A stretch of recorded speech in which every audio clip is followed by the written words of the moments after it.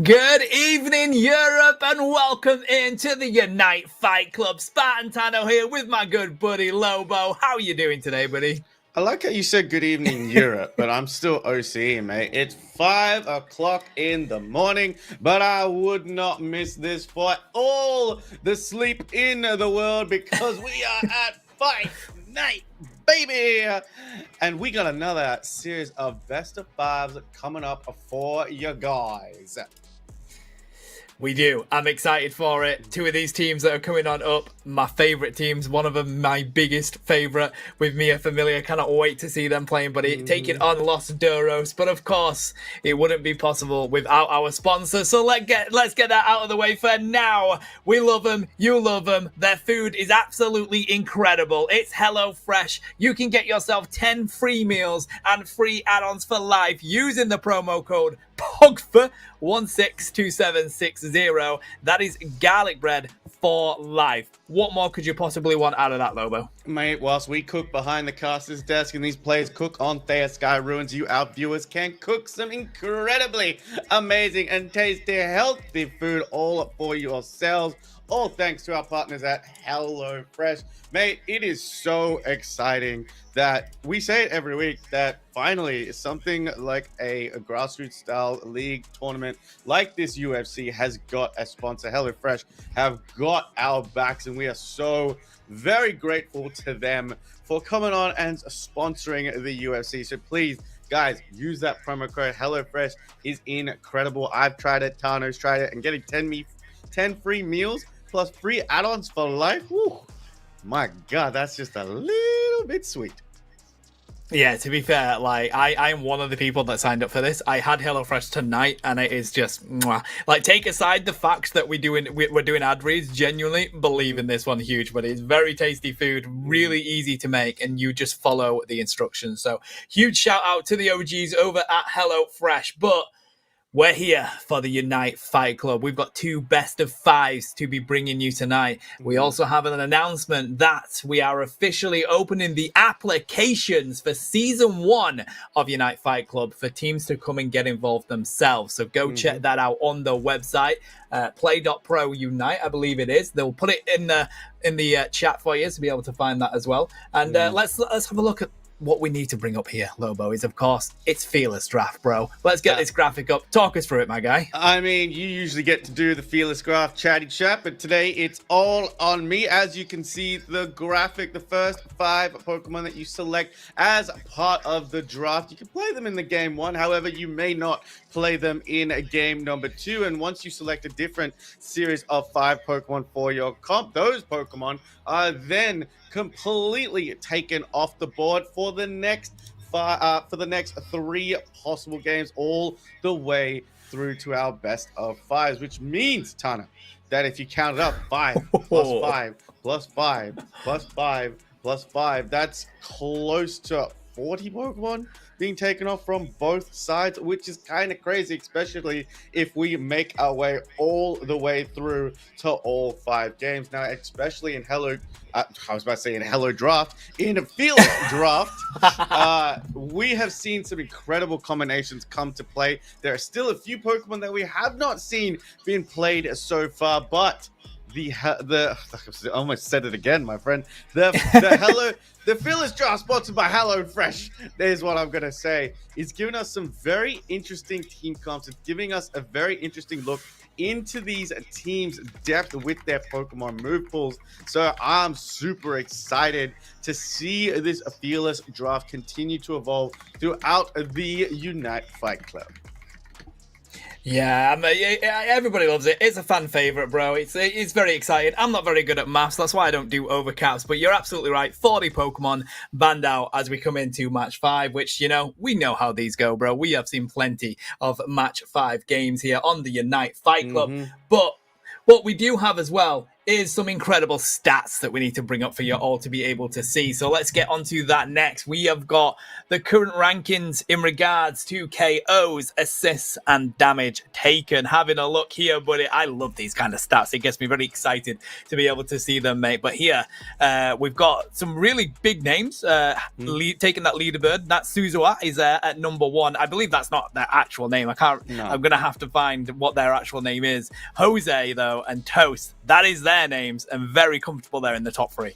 Yeah, I'm not even going to try and pronounce 4 and 5 either, because they are very close as well. 3 KOs between the two. Traffy coming up with just in that 70s as well to route out that top 6. Volto is just missing out on that top 6, sitting at number 7. Zante, Showmaker, Oni, Japer, and Toast, all names that we are very, very familiar with. But I mean, it's a little bit interesting right now because some of these teams have definitely played a little bit more than other teams in the UFC. That's why they want to get as much data as they can. They want to get as much stats. You know, we talk about stat padding sometimes, but you know, the more games that you play, the more those assists and stats are going to go on to your favor. Let's go on to our next stat. I believe we have assists and damage taken coming up. Let's check out these assists. My guy, look at that, 131 taking that top spot. I mean, no wonder you're seeing all these tank players and support players coming up in the assists one here, but that's what they're here to do.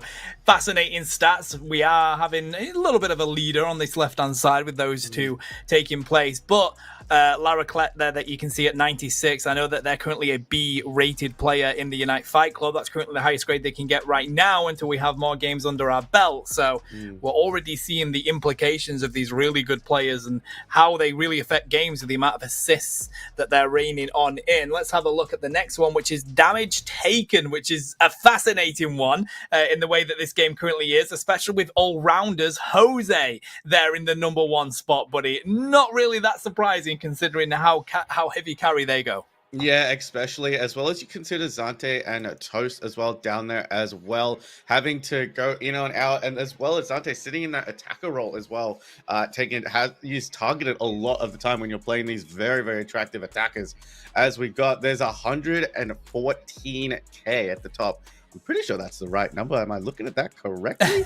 There's 6 numbers sitting out there because that's a lot of damage taken for these guys. But it also is correlated to the amount of games that we played before. But I don't think we're going to wait any longer. We're just going to give you guys a quick look at our schedule for today and show you what teams are going to be duking it out in the UFC tonight. Tana, take us through it.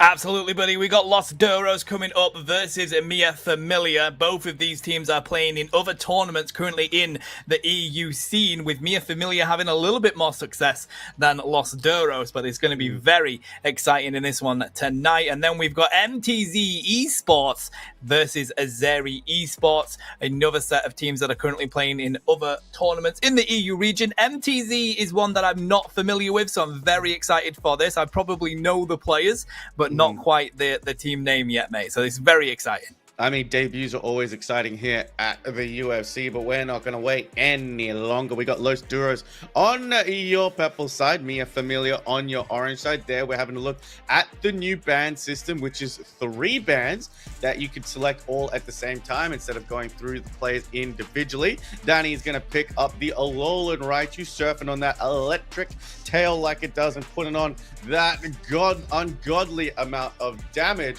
But one of the things that you and I have enjoyed the most is that Eldegoss coming back into that prominent supporter role alongside the ever-trusty Snorlax.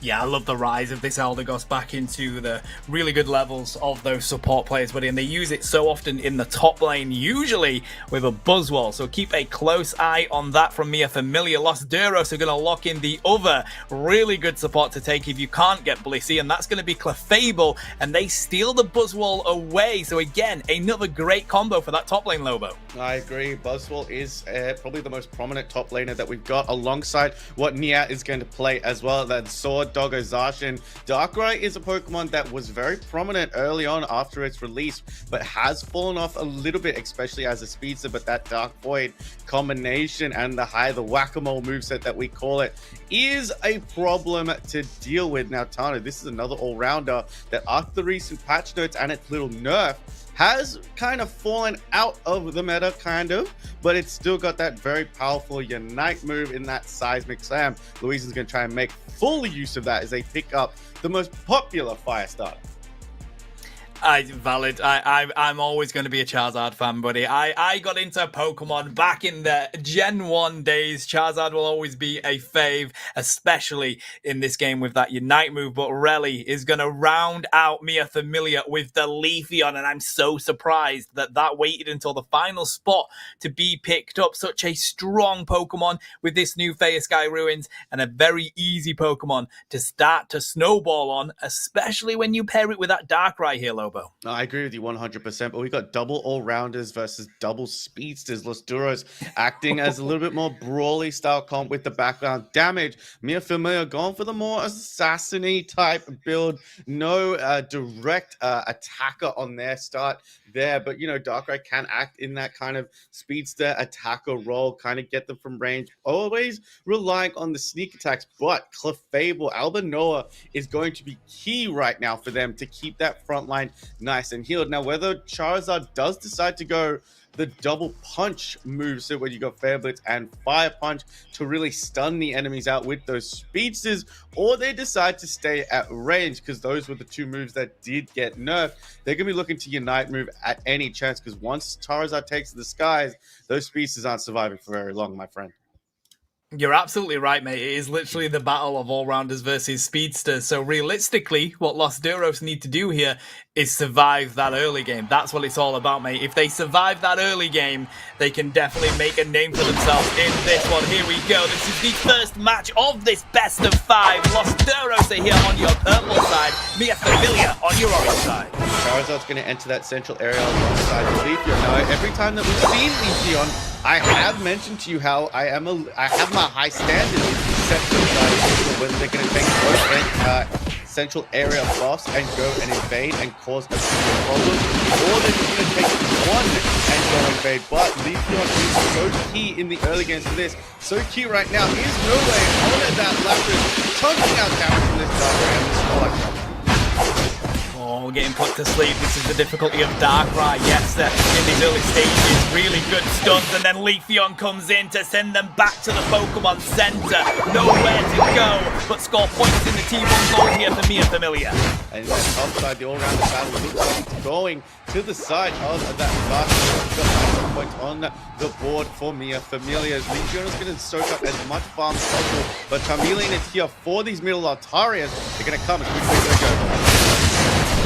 Relly's going to grab most of that with the Razor Leaf. That's going to connect. Snorlax absorbing all of that damage coming their way. Ramoa's not going to complain about that. Trying to see if they can go grab these Natus in the center while Niat tries to rain down the damage here onto Oscar.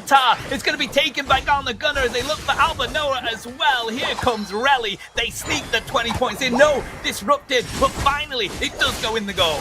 I mean, they're doing a great job on Mia Familia, isolating their support from their all-rounder. Buzzwole is strong by itself, able to sustain as much as it needs to, but Clefable being separated from it is going to be an important thing. You do see Clefable is running that gravity moveset, so those dashes coming out from Darkrai and Leafeon could get trapped, and that's not where they want to be. Now we've got the new addition to the map. Regidrago going to show itself in about, already shown itself, and Mia Familia looking quickly to take it off the board. And Leafeon picking up that buff, as well as a global experience provides for Mia Familia.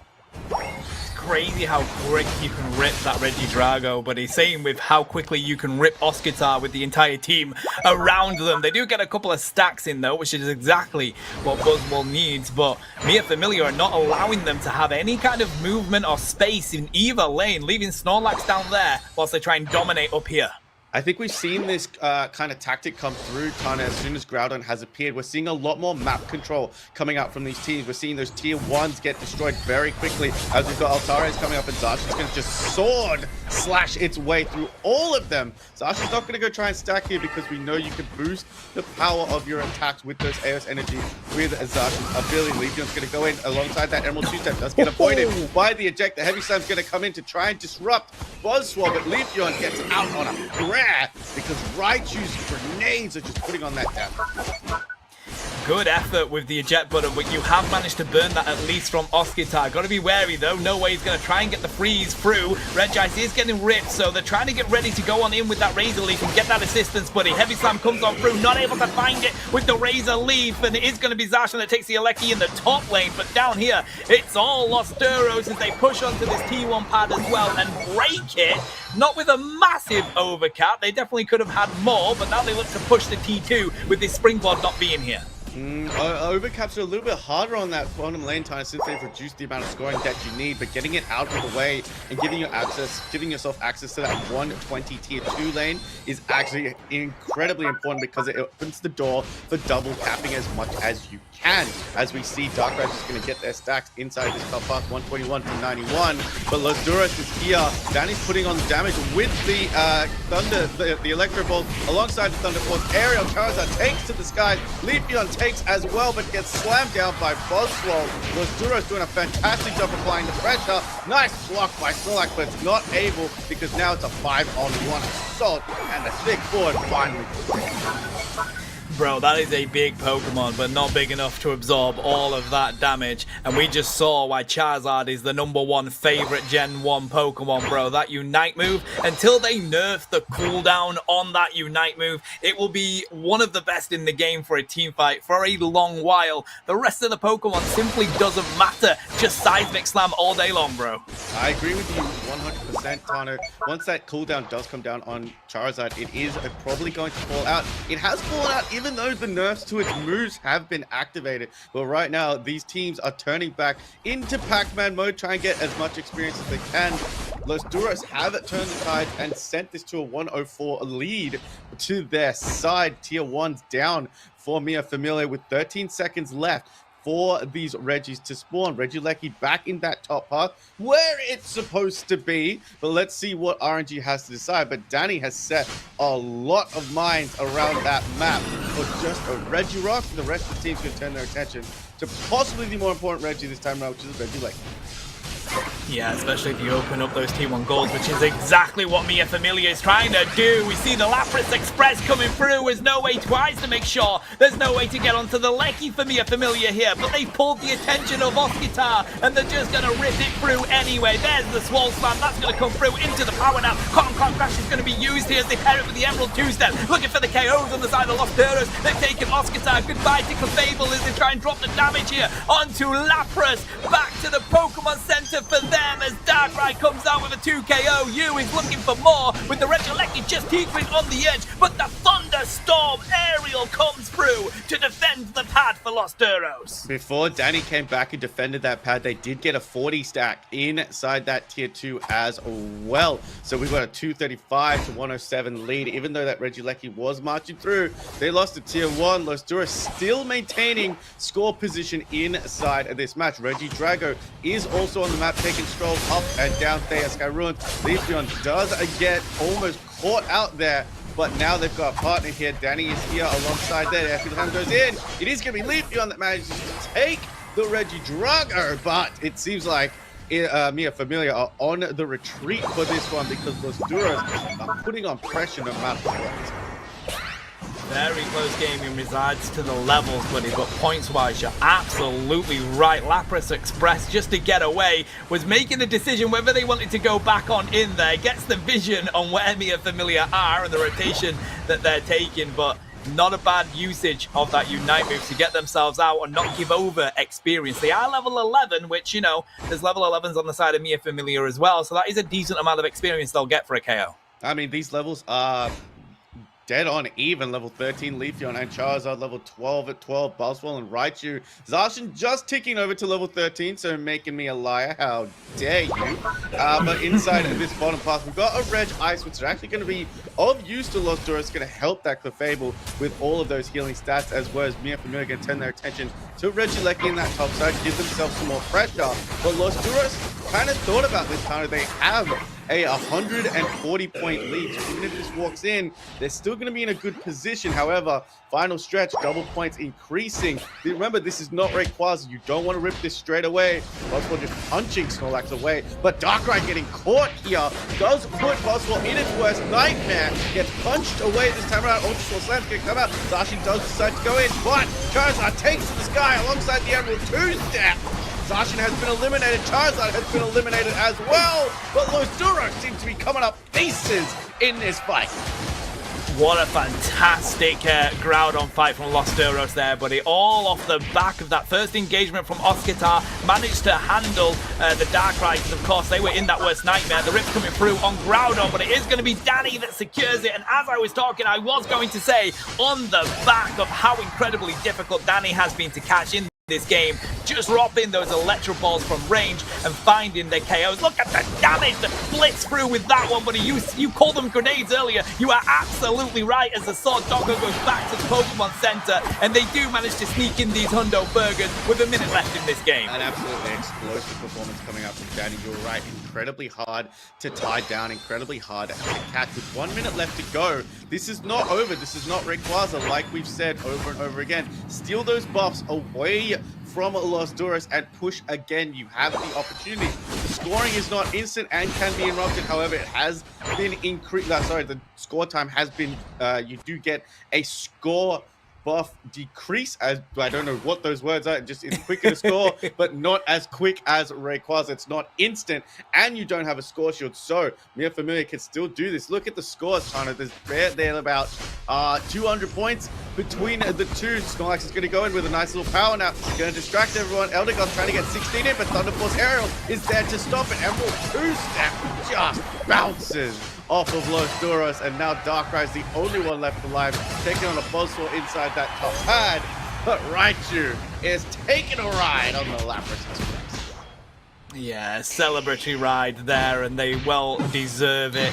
But no, you're absolutely right, buddy. The difficulty is when you are in that position, you want to go and score. So that you saw it. We saw the Snorlax dive on in with the power nap to cause that disruption so people could sneak some scores in. But whilst that buff is on the other team, you can't be doing that. Look at how much damage that Thunderstorm Aerial dropped with the buff on the side of Danny. Obliterated the people trying to score that goal. You've got to take the team fight. You've got to find a way to get some buffs yourself, get some KOs before you then look to approach the scoring. So I hope they learn from that as we look for game 2. I mean, is Raichu one of the prominent... I mean, that's almost a rhetorical question at this point when we have a look at the damage that Danny is putting out right now. But you would almost expect, here, Tana, that with a Pokemon like Alolan Raichu, it would be hunted down by Reli on that Leafeon. However, it was so well protected by Albanoa and No Way that we barely saw Danny even bothered in that entire fight, just able to put all of that pressure down. We saw a few instances there in the bot lane, the basement path, where they were going for that Regirock, but instead of actually putting those Electro Balls onto the objective, Danny decided to place them all the way around the objective. Snorlax, then they decided to Heavy Slam in, just got knocked for about 3/4 of its health and couldn't do much there as well. So it's the positioning of those Electro Balls which really lock down the amount of movement that you can have. And when you're playing two speedsters, buddy, in Darkrai and Leafeon, it's just when you have your movement slashed and contained, that's a very, very hard thing to overcome. It is. No, it really is, buddy. It was a great game all the way through, but Los Duros, they found a way to take that point lead and just continue to score those points and extend that lead to the point where the ball was in the court of Mia Familia. There wasn't a lot more that they could do but win that fight at Groudon. But what a brilliant fight Los Duros had in it as well. We're about to come on up to it not too far now. It was pivotal. They dived on in with Oscar. They managed to pull the Darkrai's attention onto them. They were in the worst nightmare. They used the Swole Slam in it, but they didn't get KO'd. And if you come out of a worst nightmare without being KO'd, you've already won that matchup, buddy. That is absolutely massive for your team.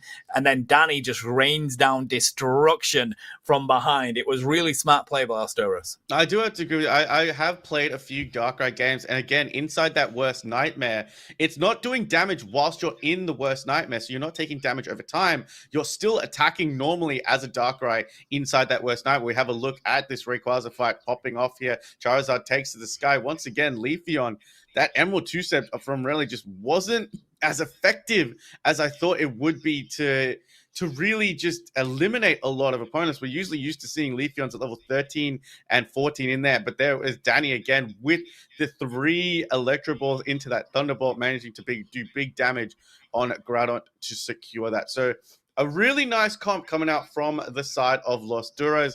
Unfortunately, the double speeds were really locked down this time around. That they were, but hey, it's Fearless Draft, bro, which means Los Duros, no Charizard, no Alolan Raichu, no Buzzwole, no Clefable. All 4 of those Pokemon are some of the most picked Pokemon in this meta at the moment. So you've kind of come out of the gate swinging there, and I get it. I understand it. You want to get a win under your belt and then adjust from there. There's plenty of Pokemon on the roster for you to be able to swap those out with, but that is a lot of meta Pokemon that you've already had. And Alolan Raichu, if you're not banning that coming into this next game, which of course they could do, they've played it, so they can't play it. I think you're going to have to target it in a ban, mate. It depends. If you're really afraid of the Alolan Raichu, a lot of people that play these Pokemon know exactly how to deal with them. But we have seen that attackers right now, unless you're really strong in this meta, attackers aren't really being targeted as those bans. You know, we are seeing Inteleons get banned because of the ridiculous amount of damage that players can put on to these Pokemon. We have got Los Duros on your orange side at this time around. You're familiar, going to switch to the purple side. All of the bans are singular, so no double ups this time round. A lot of supporters getting banned off this time round, Kano.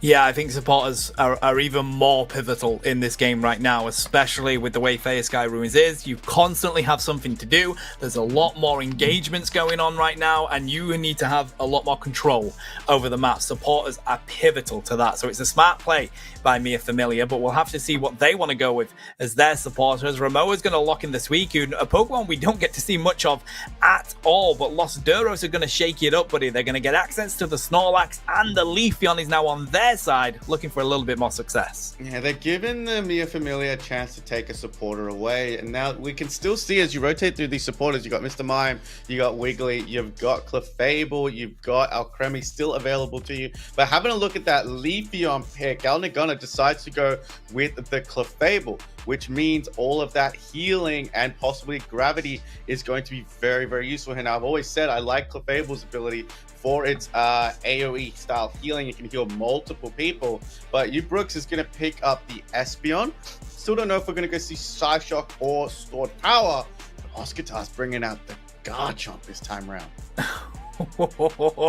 I love that pick from Oscar. Albert Noah with the Crossol as well. They mean business here, bro, and I like it. They want to continue to get these wins. They want to win free on the bounce. Relly is going to lock in the Talonflame here. Nia throwing out the Pawmot, and of course, it comes out of its I can't even say the word, but well, you're not allowed to play it for 2 weeks, bro. That is coming out this week, right? So we're going to see a Pawmot on the field. I've completely forgotten what the word is called. I'm going to try and remember it. Memoriam?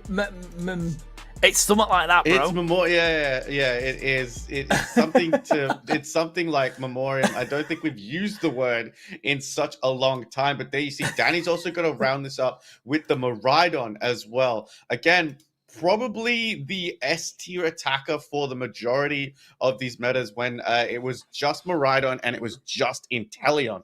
Miraidon has fallen off a little bit of the way, just in terms of the way the game is shaping up. It still feels more like an all-rounder defender-heavy meta, just a brawly style comp. So you want your Pokemon to be able to stay into the team fight as long as possible, which is why we've never really seen double attacker come through, just because how easy sometimes it is to get to that back line if you don't have a front line to support it.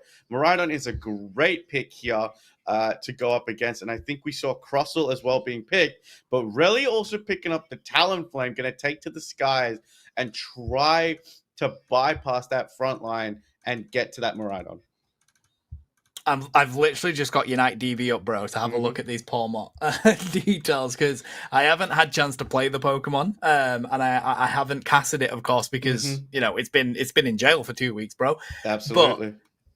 But have you had a chance to play it? Because I'm looking at the Unite move here, and I'm like, that is an exciting Unite move to scream in the middle of a game, bro. I've played one game on it. I have one win on it, and I decided to go with the Mach Punch and the Thunder Punch moveset. Just a double punch moveset this time around.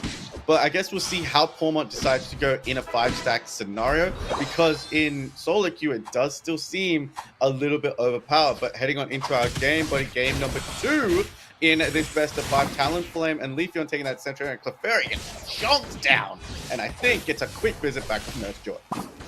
Oh, that is tough. And the eject button comes out from nowhere to take the citrus berry, looking to see if they could find you. Danny's going to continue to put the pressure on here as they look to take this farm away from you. If they can and stop that Espeon evolving, it will be massive for Los Duros, but they've noticed. Here comes Relly coming in with that acrobatics, looking to take away some farm here. No Way gets pretty weak.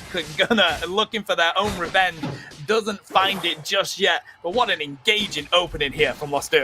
Pormont went down to the little Dwebble as well, not taking that farm away from the Gibble. Could have gotten the evolution to the Crosser, which they really need, but they're going to get 2 evolutions for the price of 1. Heading on to this, Suicon's going to put down that AoE damage. Really going from bottom to top as quickly as anything, but Los Duros coming out deuces inside the early minutes of this game, and Leafeon looking to take down Fletchinder, but decides to focus on little birds instead of the big one. Ooh. Oh, I thought Louisian was going to had them in that bush. They knew they were there, but no, they don't. They're going to try and shut down here on Nia, who's trying to grab their own central area. Gets cut off by Crystal, but they do find it anyway.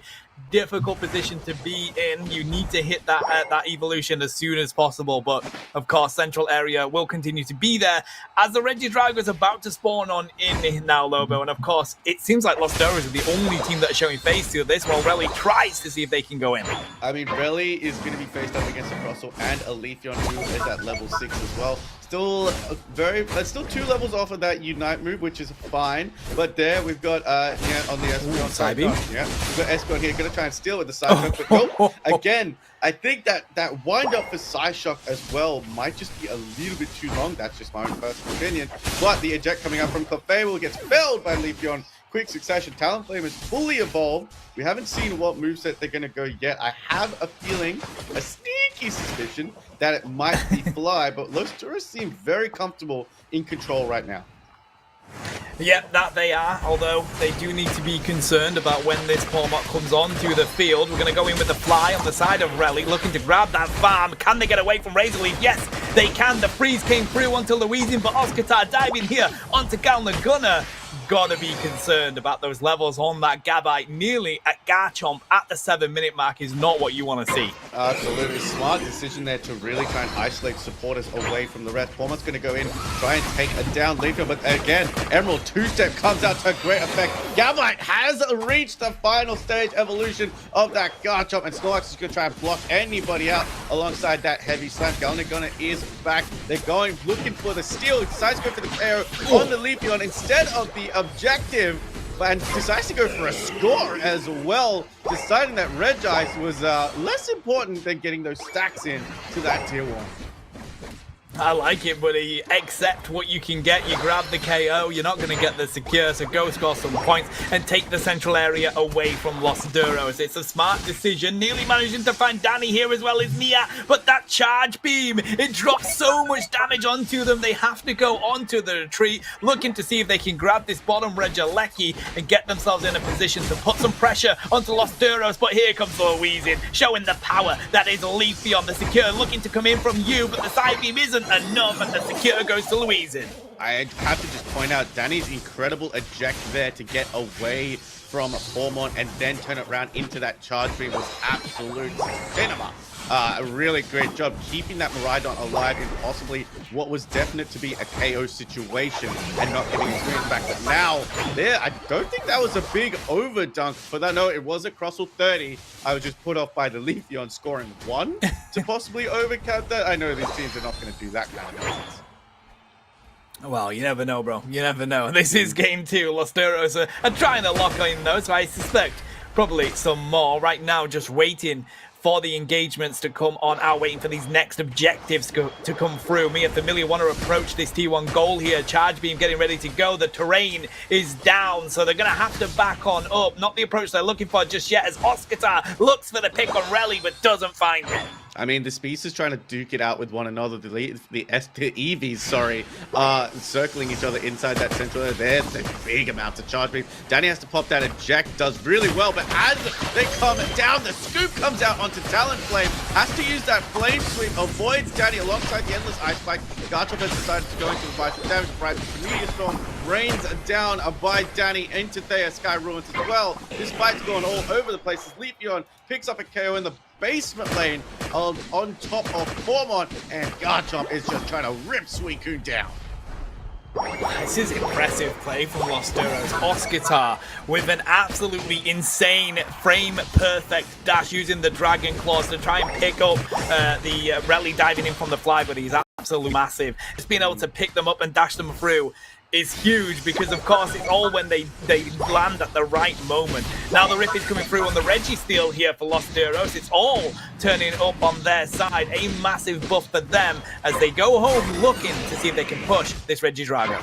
Yeah, from one buff to another, buddy. This is just the change to the map that we're seeing. There are objectives, there is farm all over the map. There's more to do. There's more engagements to be had. Oscatar almost getting caught out there by Suicune's freeze, but nobody's showing Regidrago any kind of attention. Los Duros thought they were going to show some attention to Regieleki, but again, I think it's just going to come on to Danny, as we do see Snorlax going to go for a nice distraction of a dunk, but there, really gets caught inside the bush, but Clefable is here to keep him healthy.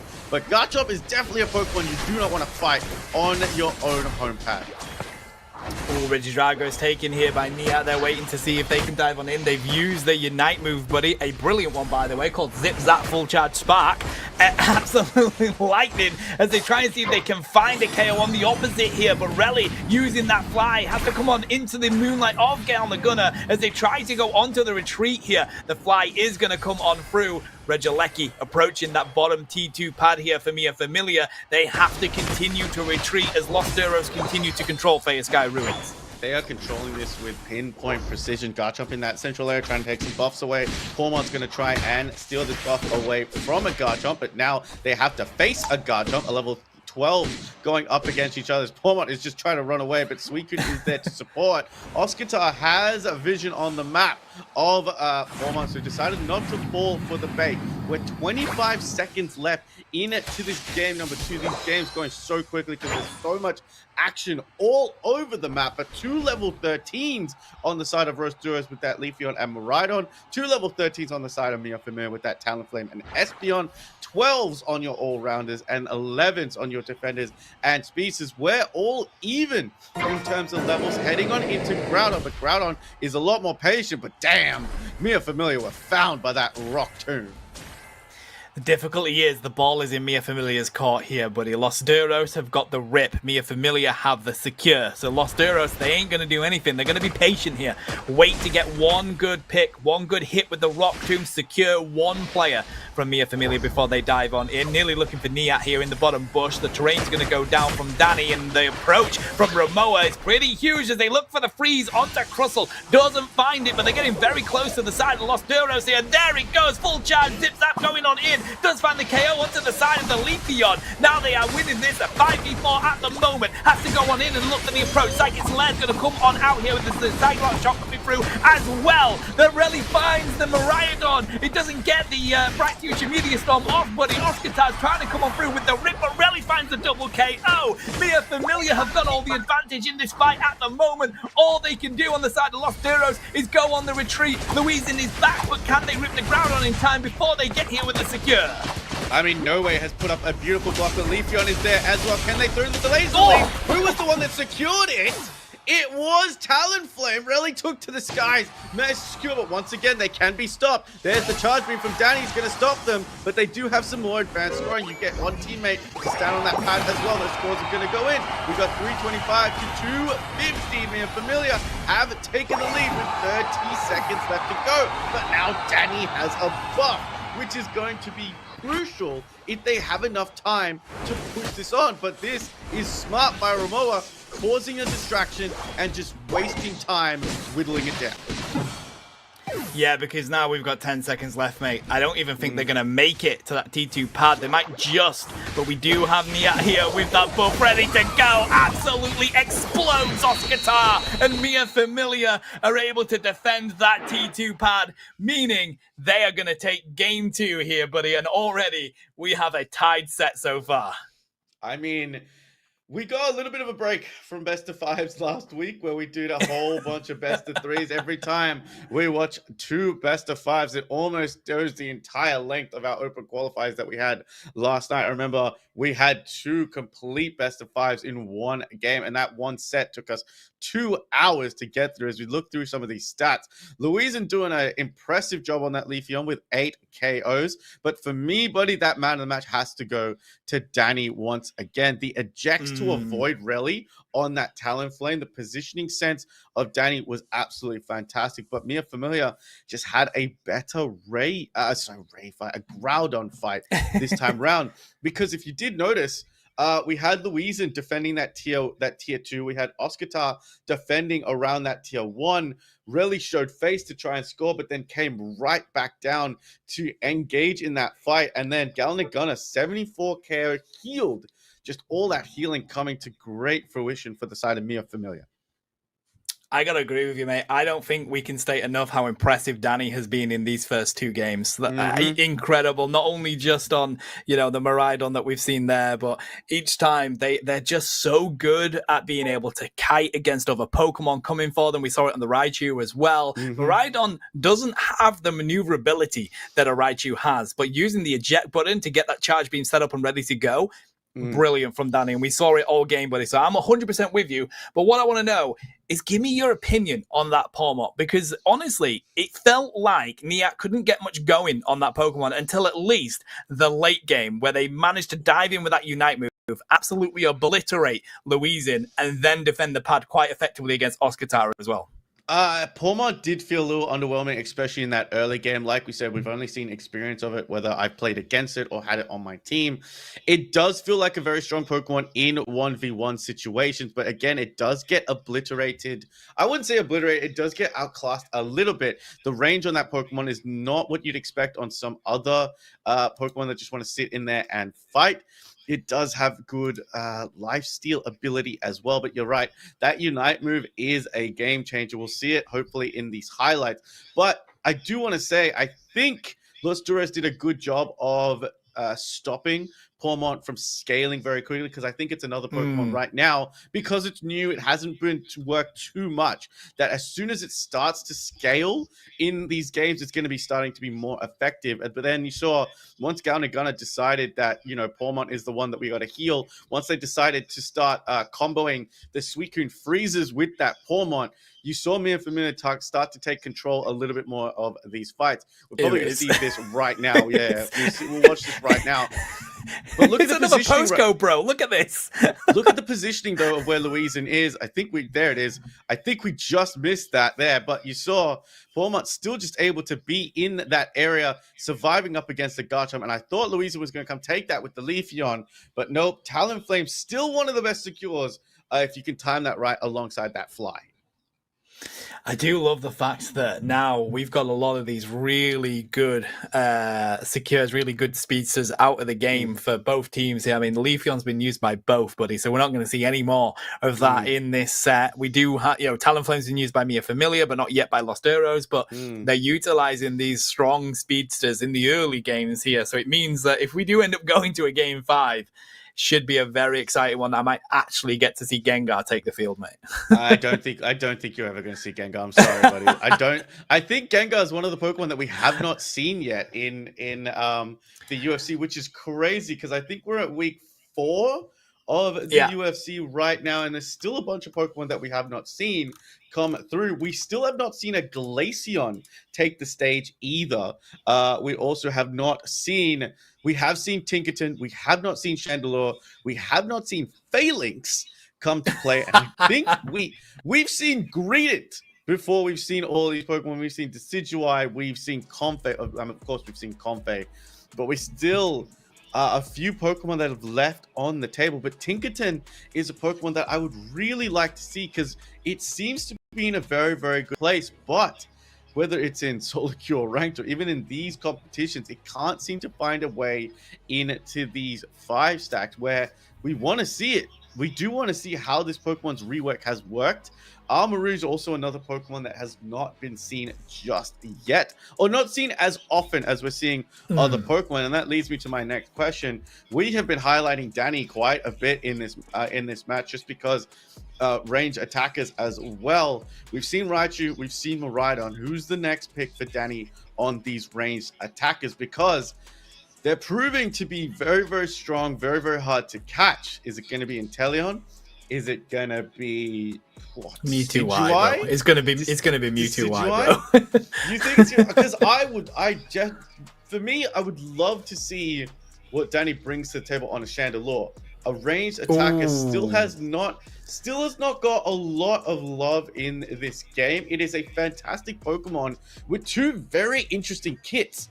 Does Chandelure have right now? So I would like to see it come through, but I think, if I'm honest with you, Tano, it's a toss-up. It's either going to be Mew, it's going to be Decidueye, or it's going to be Delphox, but I don't think we have to wait. Oh, it's going to be Venusaur, bro!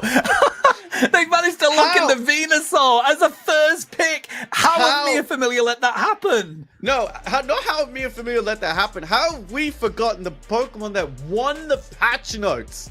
Bro, I expected it to be banned. I genuinely expected it to be banned, so I didn't even consider it in my chain of thought. And that's definitely a Venusaur. That's not a raid boss. Bro, it doesn't matter. It doesn't matter which one it is. They're both ridiculously good right now. But it is going to be a Venusaur. I mean, you have to feel, because either that eject button is going to come on or it's going to be a full heal. But with Latios also being picked up as well, Danny has now 2 options they can swap onto as well. But as we look to the side, Amir Familia, Galnegun and Yak going to go with Blissey and Lucario. Alongside you wants to hover over a Duraludon. That was not on my bingo card for today. This is only game 3. Bro, we were listing off these ranged attackers, and I thought Venusaur would be banned. We've got Duraludon. There's only a few moments where you and I have been completely wrong, and I think we're gonna have to add this one to that situation, because we've got Oscar picking up the Gyarados. No, we're gonna go with the Mamoswine, and there's one of the most underrated, strongest Pokemon right now, I think, on Theia Sky Ruins with Groudon, and that is that Absol. Every time we've seen Absol come to the fray, buddy, it has absolutely dominated. Yeah, I think Absol is in good competition with Leafeon for being the best speedster currently in the game. I think it's absolutely massive, mate. Both movesets are huge on it, but that pursuit, we have witnessed it delete Crustles in 2 swipes. Late game Crustles as well. So I'm excited for this one, mate. It's not the kind of comp I was expecting from either team here, so I cannot wait to see how this shakes up. But Mia Familia have interested me the most because they have a good comp, but the Duraludon is such an interesting pick here for ranged attackers, because look at their bans on the side of this Fearless Draft, buddy. They haven't used that many. I mean, of course the Raichu's banned, but there's still Mewtwo Y, there's still Miraidon, all those kind of Pokemon that they could have access to. But they went with Duraludon. This is such an interesting decision. It is an interesting decision, but again, with all of the experience coming out onto the field right now, I just want to kind of put this into play. We know, we've seen the stats before, when teams tend to take more objectives, the more objectives you take in a fight, when it was on Rayquaza, the the more pressure you have on the map, the more experience you have on the map. Duraludon, with that revolving ruin unite move, has the ability to completely zone out any of your teammates, your opponents, sorry, as well. We see Danny is still going to stay on the beat, so they did swap to the Latios with Louise before. Now, the big key thing is that Magikarp in that top lane, buddy, because that Magikarp is the key, is the weakness early game for the side of Los Duros. But if they can get quick KO on the side the Lucario and the Blissey in that top lane, which is a tall order to ask, they could be Gyarados very, very quickly. But Duraludon has the ability to put out a lot of damage with that flash cannon. That it does. I am going to be intrigued to see that. I mean, if anyone can cook, it's going to be you on that Duraludon, buddy. But right now, you're absolutely right. It's all a matter of trying to limit what they can on the side of Osquitar, which is why we're going to see Relly come on up here. Nia dives on in. They do manage to get the poor Magikarp in a corner, but it dives away, utilizing that jump. And they are able to get themselves back onto the pad with here comes the Lati Blue, looking to take down the KO onto Gal the Gunner. And Los Duros have pulled Magic out of a hat, and they come out of that one on top. I think Magikarp also got an assist for their Louisian, realizing that they had to come up, managed to put damage on all three members of Mia Familia. Now they're just going to get those stacks, those Eon stacks. We've got Eldegoss fully healed right now. Magikarp going to focus on getting that Gyarados. Really not having the most effective entry into that top lane as they wanted to. Louisian just providing the defense, but Danny in that bottom part also struggling for those levels because that flash cannon is putting on big damage. Danny with the aggressive eject. I just ate my words. Well, not so much, because Crosser comes and cleans up, and No Way has to pop the tackle to get out on a sliver. Danny, I absolutely love you. That aggressive play is insane, mate. They knew they were going to get KO'd by the Crustle, but they wanted that for that evolution. Absolutely huge. We do have Gyarados on the field here, having to put on the approach is Mia Familia, but no, you've got to retreat. That Gyarados is a scary threat at these levels so far. Regidrago is going to be ripped here. Relly's ready to dive on in with the pursuit, but they're trying to shut them down on the side of this Laddie Blue. If they can find the KO, they will be able to take that Regidrago, but right now they're not able to. There it goes. Absol back to the Pokemon Center. Gal the Gunner's trying to see if they can find the 1 HP in a dream. The chase is on, but it's the Flux Zone, and they get themselves away from that poor Blissey. I thought we were watching Pokemon, not Tom and Jerry, but that was a very, very fun little engage to watch, as we've only got 4 points scored right now. I'm still not sure. I believe it was Mia Familia that took the Regidrago. Relly's going to come in as well, swiping everybody down as Duraludon flash cannon back. The big X-Scissor comes through as well. We see how big that pursuit is right now, but No Way is surviving a lot longer than I expected to versus 3 on that base. That's the power of that thick fat on that Mammoth, bro. It takes so much to cut through it. Relly was throwing everything they could, and it took a while, but Mia Familia, they're beginning to give themselves a consistent point lead here, and they're managing to at least keep up on the side of the levels. But you've just got to look at how late game they are on the side of Los Duros, buddy. That is going to be a massive problem for Mia Familia as we hit sort of the 5 to 4 minute mark in this game.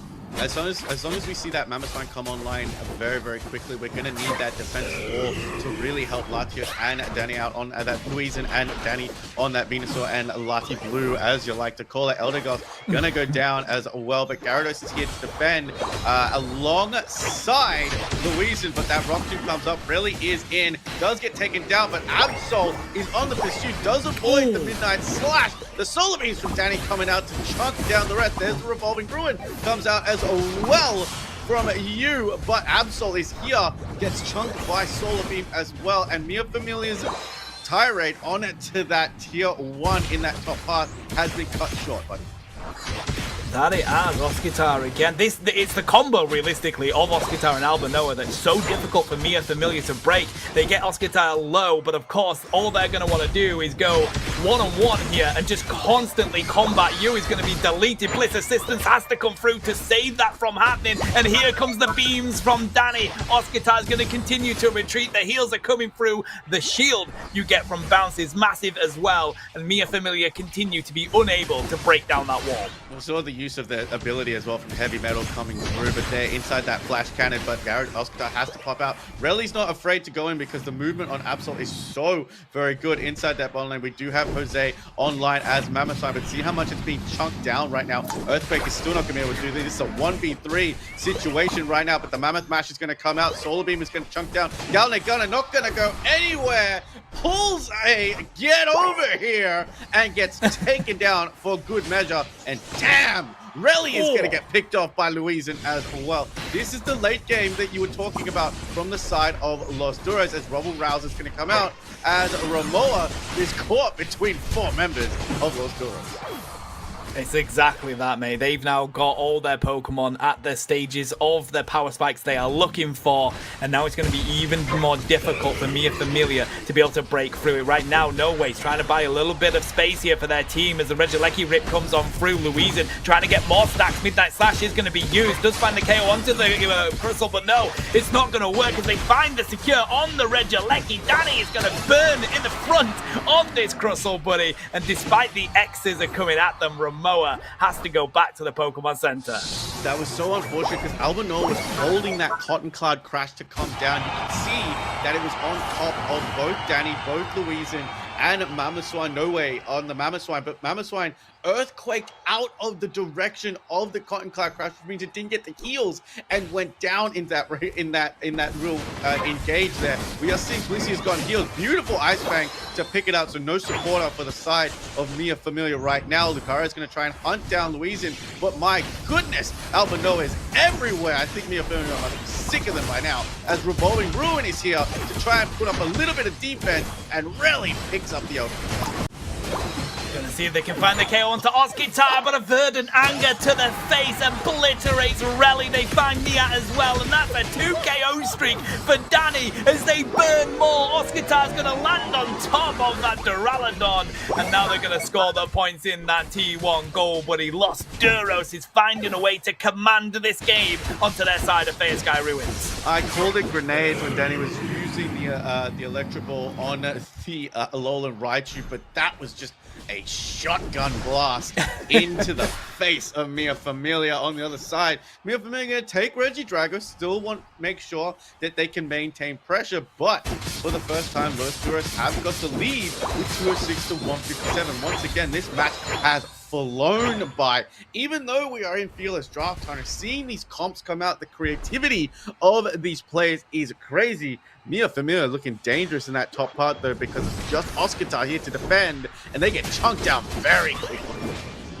Ooh, that they do. Sucker Punch is going to come through. The healing that Osquitar gets is absolutely crazy, though, mate. I'm loving the Gyarados. I think there might be something in this as they try to approach with a massive beam. The Ice Fangs connect, and Blissey is sent packing as we're 5 seconds away from Groudon taking Faya Sky Ruins. Los Duros looks like they want to swarm around and looking to see if they can go for the rip, looking for the attention of Mia Familia. They've got sights of where that Duraludon is. That's the threat. Osquitar is going to dive onto the ground on here, see if they can pull Mia Familia in and look for those KOs. Trying to catch them out is the side of Ramoa. Hasn't been able to just yet. Osquitar's waiting for the bait, but knows Mia Familia, they're not biting on it just yet. Look at where Noe is. Noe is absolutely boxing out Relly completely on this Mamoswine, leaving it for the other teams. They're defending Louisen and Danny on these two ranged attackers. Oh my god, Relly gets chunked down by Solar Beam, but that Flash Cannon is going to do big damage. But ESP Lucario is here. The fight is off. Blissey Sisters does come in. Lucario is trying to bash and dash his way through. Revolving Ruin does come out as well. Osquitar has to pop the eject, but there's the Verdant Anger into the beam, and Blissey gets taken down, and Louisen hunts down the Duraludon as well, and Los Duros have turned this one around, but Relly and Ramoa are still here. Ramoa here for a good time, not a long time, and there is the Midnight Slash coming out from Absol, and that is an almost team wipe coming out from Los Duros. Yeah, brilliant effort from No Way here, just blocking anybody making that approach. The rip comes through on the ground. Oh, not close enough is Nia, and what a fantastic moment again from Los Duros as a whole, but Danny managing to get that Verdant Anger off down that KO corridor with a massive beam to boot, finding the Blissey. They no longer have the heals that they need to sustain that fight, Lobo. Lost Euros, brilliant effort there, mate. Again, that all started off with what Absol usually tries to do, and that's rally. We've seen them on all these attackers and speedsters come through. They tried to make their way around into that Groudon pit and go for a flank. No way saw it. They were boxing Rally out for a good 20 to 25 seconds, which meant we just had a range off between you, between Danny, between Louise, and we saw Ramoa try and absorb that damage. We tried to see Niat did go in, and Galnic got a beautiful, absolutely picture perfect Bliss assistance going through 3 members of Los Duros. But my goodness, when Danny found that solar beam on the top bush where Rally was hiding, but then into the Verdant Anger as well to take down Galnegona as well. That's when it started to go the way of Los Duros, and that plan came together in perfection. I do like the experimentation that Mia Familia have taken into this game, but bringing out that Duraludon, see what works. I like it, mate. It's Unite Fight Club. Bro, we're going to be here for the entirety of the year. They've got plenty of time to play in the Unite Fight Club and take it seriously, and it was a serious pick on that Duraludon, and I love it. I loved it. I think you did a decent job. Very difficult to try and position yourself without that Dragon Tail against, you know, these Pokemon that are going to be coming at you, against the beams. Of course, you've got beams coming in from Danny as well. So it's not easy to make yourself not a target when you're in that flash cannon, Lobo. But they did a good effort to at least find some good KOs and get some good damage out. No, I agree with you 100%. Again, the Revolving Ruin did such a good job here. Look at it. It was used in a defensive, offensive way because Los Duros could not come off of their pad. Excuse me. We saw, but also, as soon as you enter that range of Flash Cannon, Oscar just had to bounce their way out. It was such a good distraction. It was such a good defense as well, because Flash Cannon, once you stay in it, does so much damage as well, and you could just be shredded down. But as we have a look here, this is where I was talking about before. Look at where this comes through. The Cotton Cloud Crash comes down, but Mama Swan just punching and earthquaking their way out. But again, let's not take away from the fact that Jose's Ice Fang picks to mostly Galnegona on that Blissey. I think that was a bit personal. Were very, very good. Kind of just straight into the path of Danny, who solar beamed anything that No Way put in their path. This has been exciting, buddy. We've seen, Danny on the Alolan Raichu. We've seen them on the Miraidon. We've seen them here on the Venusaur. It's been great, a great effort from Danny, but it's built around the rest of the team, as you mentioned, with No Way being able to shut down the biggest threat to them, which realistically was Rally on that Absol. It all comes off part of that, but managing to take down Galnegona as their number one target, being the support, is massive. We know how strong a Bliss Resistance is coming into them team fights. It's absolutely huge, bud. So when you pick that at the Groudon fight, it's going to be in your favor all the way. But it's exciting, is this? These two teams, they're very close for each other with competitiveness. Yeah, look, let's have a look here. You see how far No Way has pushed Rally out, but there's the E-Speed coming through. Louisen was able to avoid it alongside the eject with the dashes that you get, but there's that Verdant Anger into the beam that manages to take Galnegona out. The beam also hits with a combination of Louisen as well, and there's the secure, the buffs from Groudon. I believe I want to ask you about the buffs of Groudon. Are they too... I don't think they're too powerful. I think they're right. I think it gives you just enough buff, but you can still get KO'd.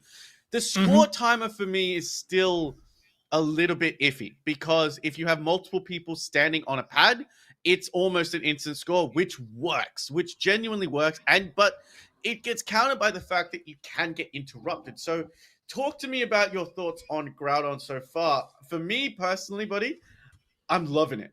I'm actually loving the evolution of Pokemon Unite, but I want to get your thoughts specifically on these Groudon buffs and how they play into the push, the defense of a pad, heading on into just past that 1 minute mark.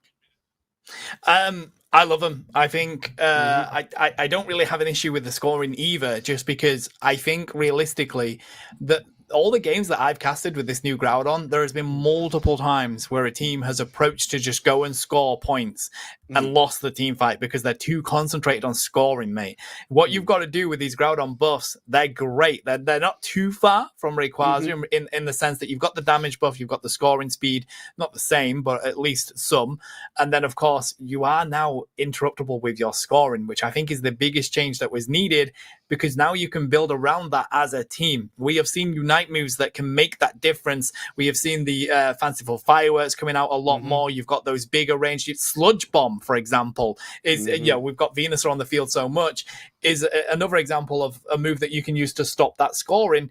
And if you concentrate on just doing scoring as a team, buddy, 9 times out of 10 from what I've seen, it doesn't work out for you. You lose players, and as soon as you lose one buff, you're going to lose another one, and then you're going to lose another one, and then it's all back against you as you try and defend for the last minute of the game. So I think it's great. I think these new buffs and the new changes have completely shaken up the way the end game is treated in Pokemon Unite, and we definitely needed it.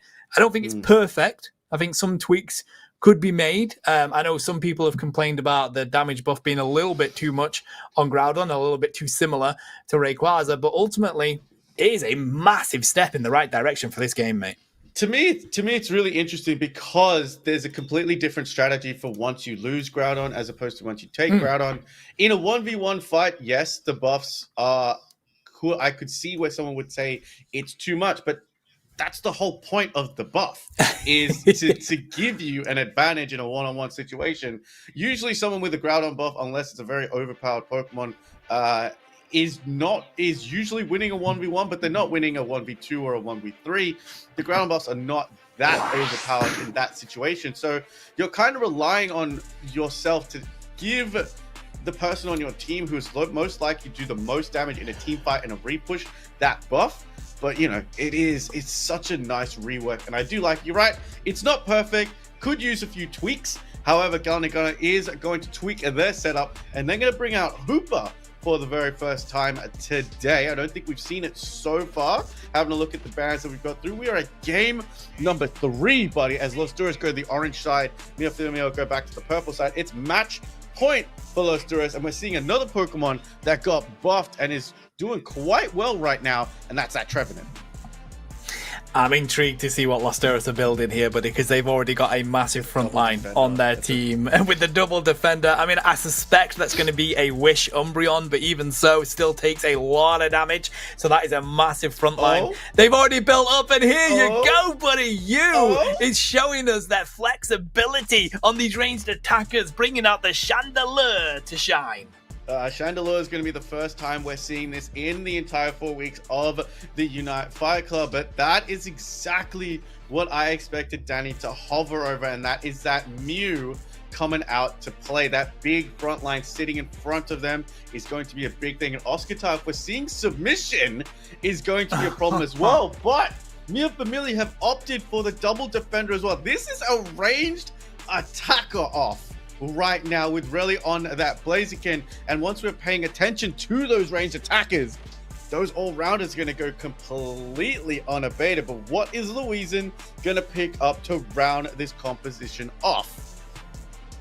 Are they going to go with some sort of a speedster for the quick burst damage, trying to shut down you there, or no? So we get the Decidueye coming out to play. I like this though, mate, because whilst I like the idea of a Talonflame, it's not going to be easy to shut down you. And then once you've done that, you're kind of limited on where else you want to go. Maybe try to attack the Hooper, but that's not enough. You need to be doing more. So I like this from Louisan. Going to bring out the Decidueye and try to pair that range damage and that rip on the side of Los Duros. I'm just having a look at Nyat's item set there. I'm curious as to what they've decided to go for. Are we seeing Rapid Spin and Water Spout, or are we seeing Hydro Pump and Surf?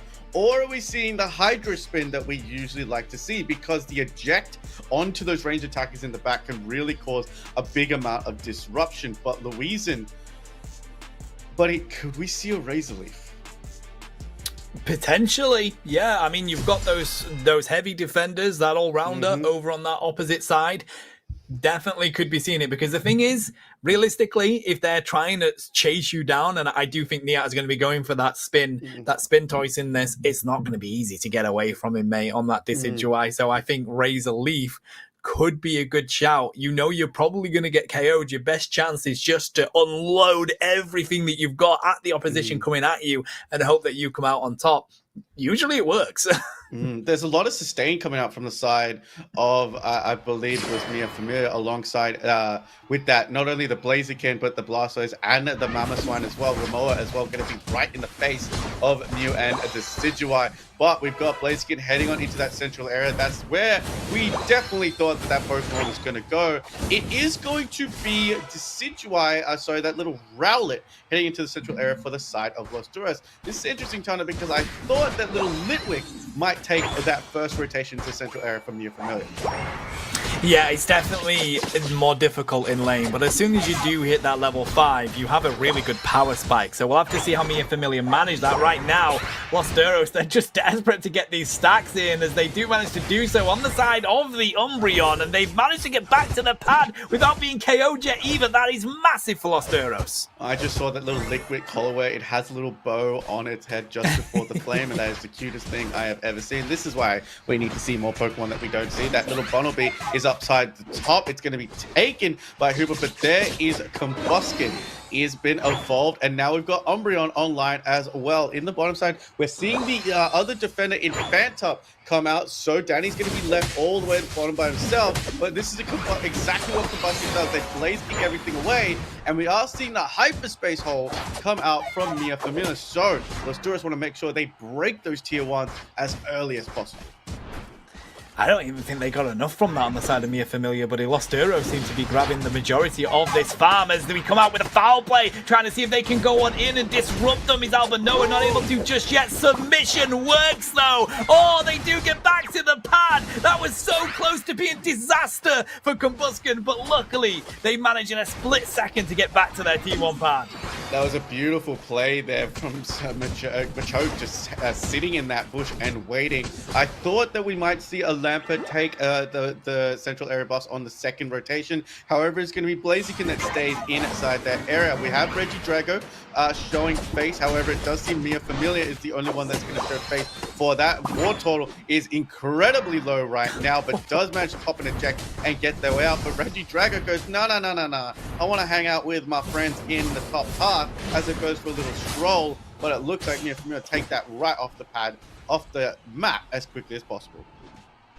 It looks like you've gone for the overheat here. I actually prefer the flamethrower on this Chandelier. I think it's ridiculous, mate, but it does give you that sure hit, which you're always going to be happy with, as we just see it come through there. Not enough damage just yet, because they haven't hit those higher power spikes. They do get away on the side of Louisian. Looking here with a Spirit Shackle. Doesn't manage to find Ramoa as they eject onto that and get themselves back to that home pad. They come straight back into the field, though, buddy. We have to run on the side of this Decidueye, but they get shut down. Hooper managing to find them, got the gunner, utilizing the Hooper as a DPS right now, looking to find Albanoa as well. They do find it thanks to Ramoa, and Mia Familia are finding a moment of success here in the top side.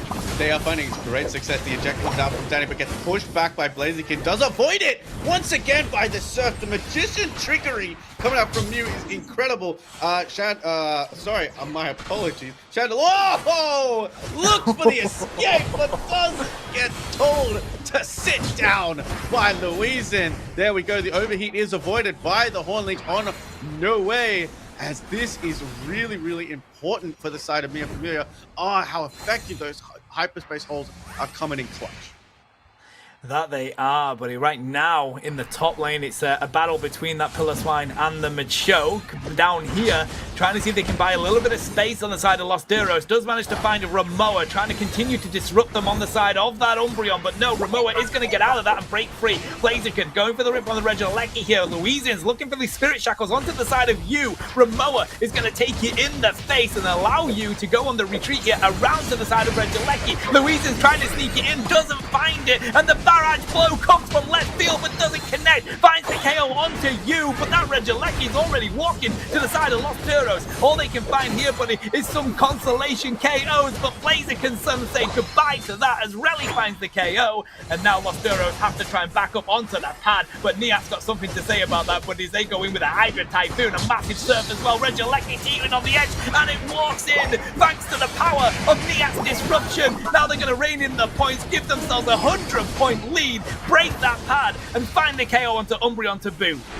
Blaziken getting out of there on an HP and a dream. The Spirit Shackles are just running on a great disruption coming through from Niat from that blaster. But have to point out, Galne Gunner allowed Blaziken to survive in that with a beautifully timed hyperspace. So I mentioned this at the very start of the match. Son, want to get rid of those tier 1s, but Mia Familia doing everything to protect every single pad, every single point that is being scored on their side, because those dudes have only managed 24 right now. Blaziken and a combination of Chandelure, the fire types, coming together to take down Trevenant. And now the scores, Ramoa is going to lead Relly in to this tier 2, and boom! Danny, oh my god, the Magician Trickery once again gets popped with the Mystical Mirage, surviving, and stops Mia Familia from scoring once again. But Hooper has called roll in this top half.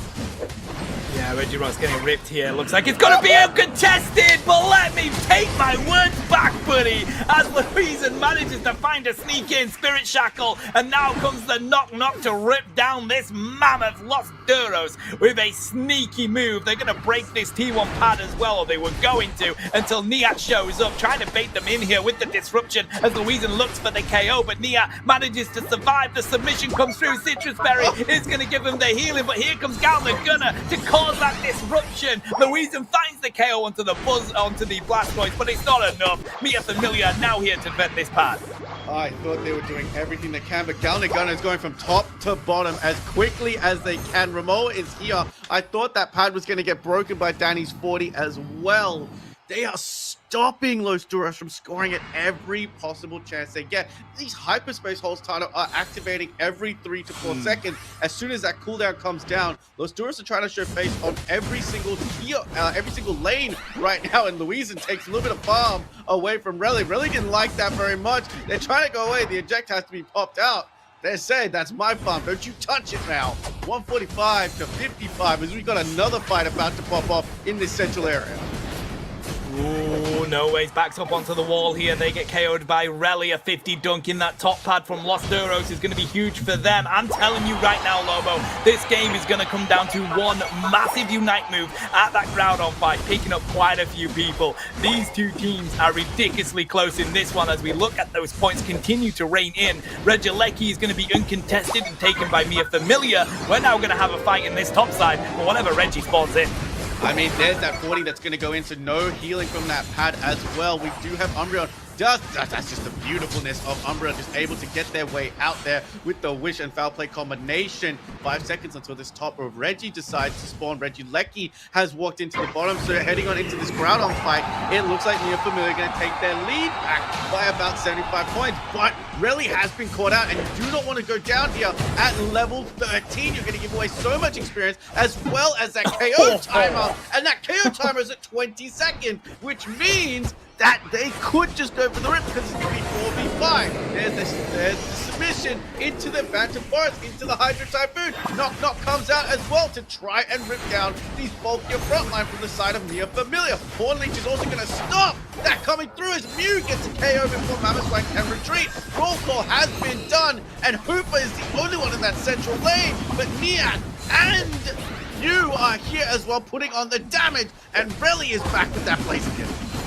That's absolutely massive. That Hooper portal used at the right moment by Gunnar has got Relly back in this fight, and they're managing to find their KOs, and they need to, because Oscar Tara's locked in free for themselves. The Lost Duros, Louisen's been completely uncontested in their own central areas. No way is making sure Relly can't even approach them. Ramoa has to come for the assistance, and Relly finally finds the KO. Louisen has to run. You see them turn tail and run as soon as Blaziken is free from the clutches of that Trevenant right now. Mia Familia looking to see if they want to go for the rip on the Groudon, but recognizes they're currently in the lead, buddy. The ball is still in the court of Lost Duros. And Los Duros might go for this rip now because they've got Rage. They've got Decidueye here who can burst it down. They've got Mew here who can go for the secure. Umbreon can keep them healthy for the win, but this is a good shout by Mio Familia. They're going to stop them and engage the fight. A Hydro Typhoon's going to come out one more time.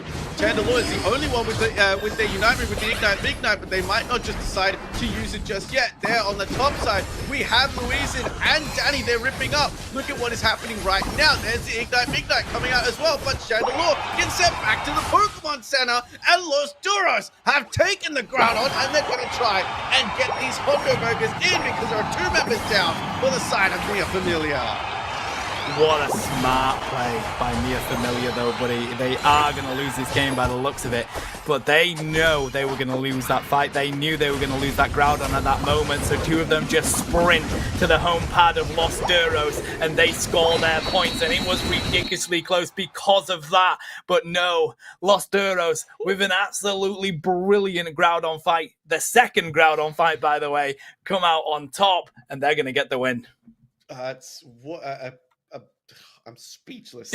I'm actually like the more we watch these games every single week, we get to watch these games twice a week, every single week up until the end of the year. But I thought that was going game 5, mate. I thought that was going game 5. I thought 100%. I thought that was going to a game 5. We had 4 incredible games coming out from these 2 teams. Take a bow, Mia Familia, Los Duros. Guys, let's just shout out all these players. Relly, Nyat, Yu, Galnigano, Ramoa, Louise and Danny, Oscar, Albanoa, and No Way. They have put on a clinic of Pokemon Unite and shown just exactly what the top tier of Pokemon Unite in the EU region is going up. But look, Relly on 77k with Louisin doing 71k as well.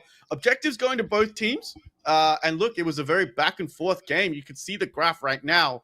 But that Groudon fight lasted so long. Relly getting caught out early and not being there for the first 15 to 20 seconds of that Groudon fight was key. But they came back and picked up 3 KOs in that instance. But I mean, you had Danny and Louise in that top part, in the top side of the Groudon fight, just ripping that Groudon down.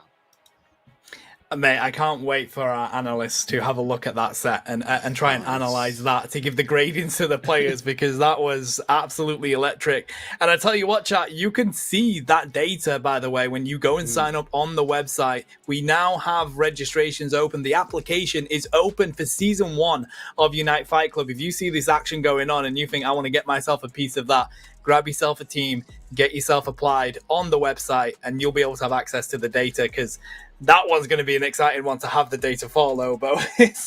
There is a crazy set, but we do have another one to get ready for you, chat. I believe we are going to head to a quick break while we get that one sorted for you. So grab yourself a drink, grab yourself a snack. We will be back with you very shortly.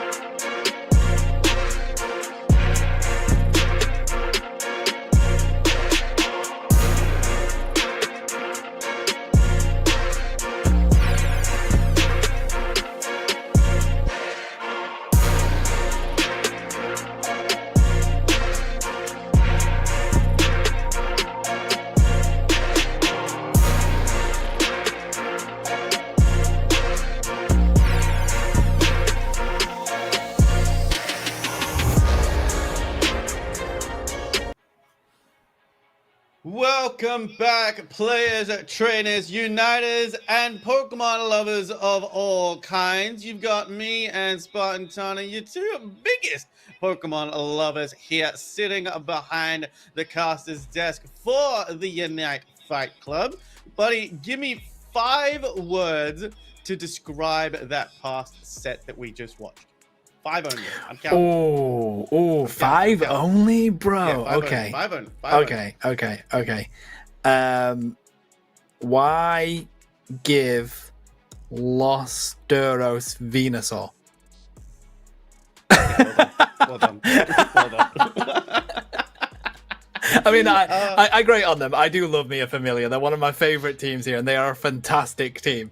But come on, take the Venusaur away, bro. I mean, Venusaur, again, it's one of those Pokemon that you never expect both of its movesets to be as powerful as they are. Both of those movesets, whether it's Petal Dance or Giga Drain, have been strong at one point or the other, and then Solar Beam at one point or the other was strong as well. But now both of them are strong, and that raid boss is something that you want to deal with. I'm surprised we haven't seen any Venusaur Compes. Perhaps that's the only way to take down a Zoroark Compe combination. But guys, we have something interesting to show you. Throughout the Unite Fight Club, we have been talking about highlighting the players, more specifically individual players, as we head on into this next UCS season, because it is a league format going through. So we're trying to see how many teams and organizations can get involved with Pokemon Unite, and that starts by building the profile of these players, these incredible players that we get to witness day in and day out. Now, I know Tano would agree that sometimes we, even behind the casters, do so much research to figure out who these players are, but sometimes you guys might not. Sometimes other players might not. So Engage have developed for this UFC a incredible website to not only help us track the progress being made throughout the UFC, but what we're actually doing for the first time ever, Tana, is we are providing these players ratings coming through as we go. But now, as you can see, we're going to play ourselves a little video for you guys to introduce you guys to the world of Engage, the world of the Fight Club, and the world of our new website.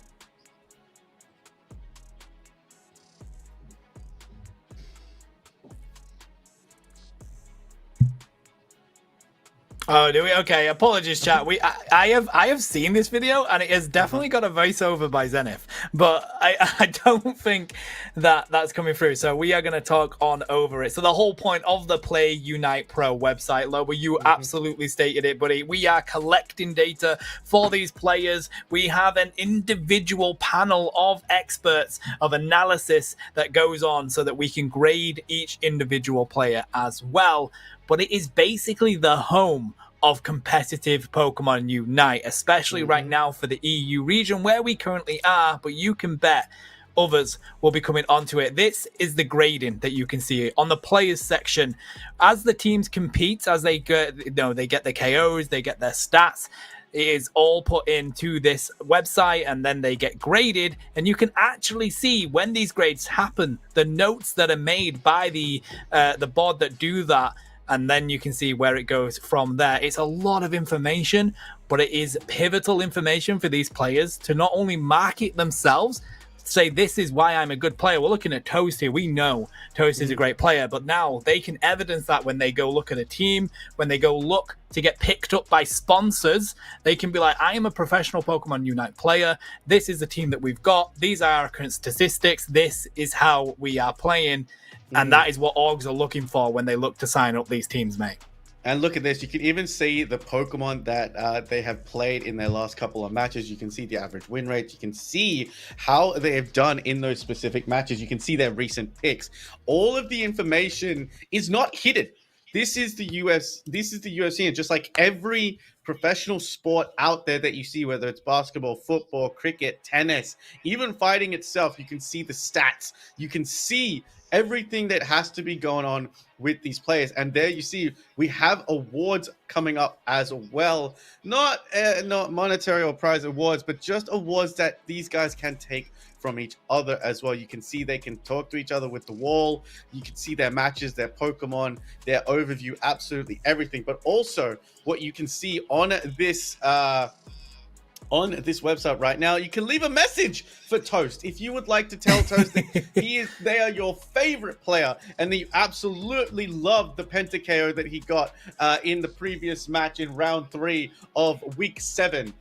Coming up, you can tell them exactly that, and we're encouraging players to reach out. We're encouraging viewers to reach out and take this as seriously as possible. But you have a look on all of the statistics, the Pokemon, the matches, the grade history, the overview. But then also, if you have a look above, you can see the teams and the leaderboards currently for the UFC. You can see all the players. As Tana mentioned, a B grade is the highest grade that we can get, but also there are plans to expand this into other regions as well. We're just starting with the EU region because that's our home. It's my home away from home. It's Tano's home at home. But also you can see all of the teams, their logos. You can see their rosters as well. And we can also have a look at all of the teams' individual stats alongside the player stats. Buddy, this is so exciting. I love it. I'm so on board with it, not only because you can see our beautiful faces over the whole website as well, but I just think it's a really good idea, buddy, and it's exciting to see how this could actually develop to help teams get picked up, to help players evidence how they've improved, and also get that really important advice from people on how to improve themselves. They can see how then there are certain areas that aren't working for them, certain areas where they can improve, because the panel that we have, there's plenty of people on this panel that are giving these grades. So it's really important, and you can see all the match stats as well. Of course, you've got to remember, chat, we've only had a few weeks of Unite Fight Club. Imagine the absolute amazing information you're going to be able to get once we've had a full season of this Unite Fight Club put on there. It's going to be incredible. That's why we only have the highest being B grade right now, is because we don't really have enough games played to give people higher grades. As we have more games played, as we see people improve, they will go up those grades and get themselves up into that pivotal S rank. So go check out the website, and I recommend everybody to sign up to it. We do now have our applications open for season 1 of the Unite Fight Club. So if you want to get involved, if you want to be one of the teams that can play on this Unite Fight Club throughout the week, have me and Lobo cast you, get yourself signed up as we hop on into this game here, mate. I would love for a section for just us two and our caster stats. I don't know what that would look like, but that would be very interesting. As we went through from the website, we're going to go straight into our game 1 of our next best of 5 series. MTZZ Esports on your purple side, Azeri Esports on your orange side. We've got Venusaur being picked up straight away alongside Hooper. Mimikyu, my favorite Pokemon, comes to the play. We're going to see the Galarian Rapidash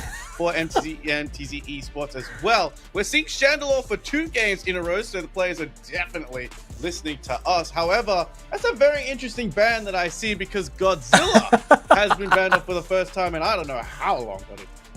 I'm so glad you noticed that, mate, because that's exactly what I was laughing at. I love Azeri Esports, bro. They come out with the most unusual stuff, and I'm so on board with it. We finally have people playing Sylveon. Chandelure's coming out to play again. They've banned the Tyranitar, but then Sensible bans in the Leafeon and the Blaziken. To be fair, with Fairy Sky Ruins, with this extra moment of experience, that Tyranitar could be pretty huge. I haven't seen anyone actually play it, but Azeri Esports, they've got something in mind, buddy. They must have known or seen people playing that and know how strong it must be right now. I was curious because you and I have talked about the Pokemon that are still yet to be played on at the UFC, and I think Tyranitar was up there with one of the Pokemon that we have not seen yet as well. As I just go through the list, I do not think we have seen... We've seen Chandelure, we've seen Dragapult, we've seen Duraludon, we have not seen Phalanx, we have seen Gardevoir. I don't think we've seen Gengar. I feel very, very bad for you. We have not seen Glaceon just yet. We've seen Goodra, we've seen Greedent, we've seen Greninja, we've seen Ho-Oh. And I believe that's it, buddy. Tyranitar has not been played at all. I don't think so in the UFC. But Galarian Rapidash is going to take that central lane. I hope we do get to see Tyranitar at one point, as we've got Mimikyu and Hooper in that top path. Gibble going to take that very common top path approach, as little Litwick is actually going to share central area with the Sylveon. Give me your predictions here, bro, as we see them fighting over this at the moment. Looking at these comps, give me your prediction on how you think this set's going to go. I'll be honest with you. These are two teams that we have not seen too often just yet. We have seen, like we said previously, we have watched Mia Familiar and Lister duke it out before, but these two are fairly new to the UFC. But I have to go with my Mimikyu, as it's probably just about to get KO'd there by the Sylveon. Sylveon inside that central lane, having access to Mystical Fire is a big help here. As Mew gonna use the coaching to try and get up, and gets taken down by a basic attack. Mate, this is an interesting composition going forth for both teams right now. We hit that 9-minute mark. Altaria's not too far away around the corner. I'm excited for the late game for Azeri Esports though, buddy. I can't wait to see if they do manage to get those levels they're looking for and get to those exciting levels at the end game. We're going to have a Garchomp, we're going to have a high-level Chandelure, a lot of damage coming out, and of course that Sylveon from Lexi is going to be huge as well. So you've picked MTZ Esports. I kind of want to because I know where those players come from, but Azeri, I'm going to put my money on them as they do find the KO here onto Hooper, looking to see if they can continue to push here, looking for the Mimikyu. Knight's trying to put up a huge defense here, and they're going to try and shut down this Mew as they use the coaching to get away. Dino does get back to their pad. Dino's using that coaching very well. Did not work out from that first time round. Got tracked down by that basic attack there, but did use it to great effect in that section there. Regidrago is about to spawn up in about 5 seconds right now. Want to get that Venusaur online as quickly as possible. We are seeing the Sludge Bomb. I almost called it Poison Powder, but they do essentially the same thing. Regidrago wants to take a stroll, but Sylveon says, "Nuh-uh, I'm going to be here with that Mystical Fire." Both teams going to turn their attention because that experience, global experience that you get from Regidrago is super important. Who's going to secure that one? It is going to be Snorlax with the heavy slam. Going to try and make it back to the Hooper portal. Actually ejects back too far. And the Shadow Sneak and Shadow Clawing Mimikyu is proving to be a problem as now inside that top path, Mimikyu takes down Chandelure. Still donuts on the board here for MTZ Esports as they get the 720 spawning onto the field. That Galarian Rapidash is proving itself to be very difficult for Azeri to handle as Knight gets back to the pad, grabbing a lot of that farm. Lexi's trying to go on in here, does use that Fairy Frolic to do exactly that. Power Nap on the pad as well, coming in from Nia. No, in fact, it was just the Nap, not the power just yet, but the Heavy Slam's going to come on back to the Galarian Rapidash, and the power of Nagira finds the KO. Mimikyu with a gate rebound in the top lane, but bottom lane is all Azeri Esports here, Lobo.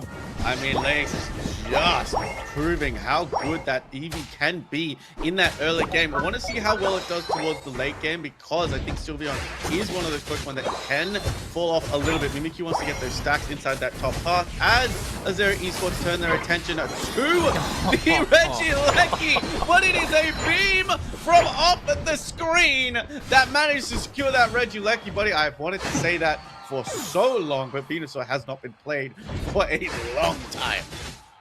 And this is exactly why, mate. They've got the level 8 Venusaur on the field now. That beam is here, and if you can't get on it to shut it down, which is going to be difficult to do with no speedster, it's realistically going to be Lexi's job to do just that with the Sylveon. The Rips trying to come on through here from Lights on the side of the Gabite, but they're still looking for that level 9, so they're just going to go for the farm here and do exactly that. As the Azeri Esports kind of have to regroup now. The Regieleki's been taken from them as well, as that's pushing onto their bottom pad. Right now, Mimikyu trying to see if they can find Sylveon, but with the assistance of the Mew, they get back onto the pad.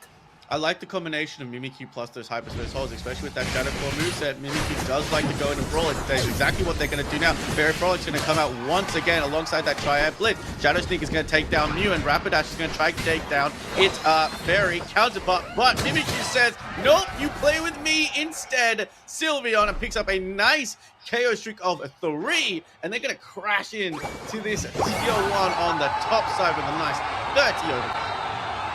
And just like that, MTZ takes the lead in this game, but a close one it is as we're about to hit the mid-game here. This Mimikyu is proving itself to be difficult for them to handle. They've hit level 12, Lobo. A level 12 Mimikyu on the field at the 5-minute mark is a scary threat. Very close to hitting level 13 here as well. So Azeri, they are on the back foot. We do have this bottom Lecky about to spawn on in, and it seems like that's where Azeri want to show up. I want to see what it's going to appear. It's going to be a Regieleki in that path, but then again, Hyperspace Hole is going to be used to great effect. 8 seconds. Zeri Esports a little bit early on this rotation. They know exactly where they're going to go, but Hooper has roll call right now, and MTZ Esports have a pocket full of AO, so they could easily go and counter score here, but Venus are going to try and steal this again. No, it is going to be Mew that managed to secure that with a beam, but Hooper could call roll here, and that is exactly what they're going to do, because they're going to crash into this tier 2 on that top side, as the Zeri Esports can only crash, but no, they've come here for a swift defense over this tier 2 on that top side, and Limited Outrage comes out from the Garchomp, and this is a great defense by Zeri Esports. I thought they were going to lose that tier 2, but they reacted so quickly, Tano, to that Hooper roll call. My mouth is aghast right now, buddy. A fantastic response from Zeri Esports, getting back onto that pad. They didn't score a single point in that T2, but it's still on 90. Ridiculous effort from them, as Very Floric is going to come on out here. They do grab the Red Eyes as well, and now they look to push the T1 pad themselves. The block coming out from Nia is huge. Good beam comes through, but the 40 dunks are going to rain on in, as Zeri Esports gives themselves an 80-point lead. I mean, Heavy Slam's going to go in, the beams are going to cross streams as well inside the enemy team central area. The overheat's going to be rained down by the Chandelure. Everyone's going to be sent back by the Hooper Hyperspace Hole to give themselves a little bit of regeneration. But Zeri Esports are doing exactly what they should be doing. They're splitting up their opponents. They went one top side, they went bottom side. Hooper's going to take a nice little reset back. But 100 to 80 at the 3-minute mark. Fairly low scoring game for what we have seen at Groudon so far, but we're in that final stretch right now. Experience is going to get doubled soon. This point's going to be doubled as well. Regidrago coming down into this bottom lane, waiting for the rip to come on through. Gotta watch out though, the Secure is on its way. Here comes Venusaur. We have got Chandelure in the backside as well, as Nagira looks to see if they can find the Secure. The beam's a little bit early coming in here from Venusaur. It's going to be taken by Hooper from NTZ instead. The beam from Mew was right there, but Dino couldn't find it.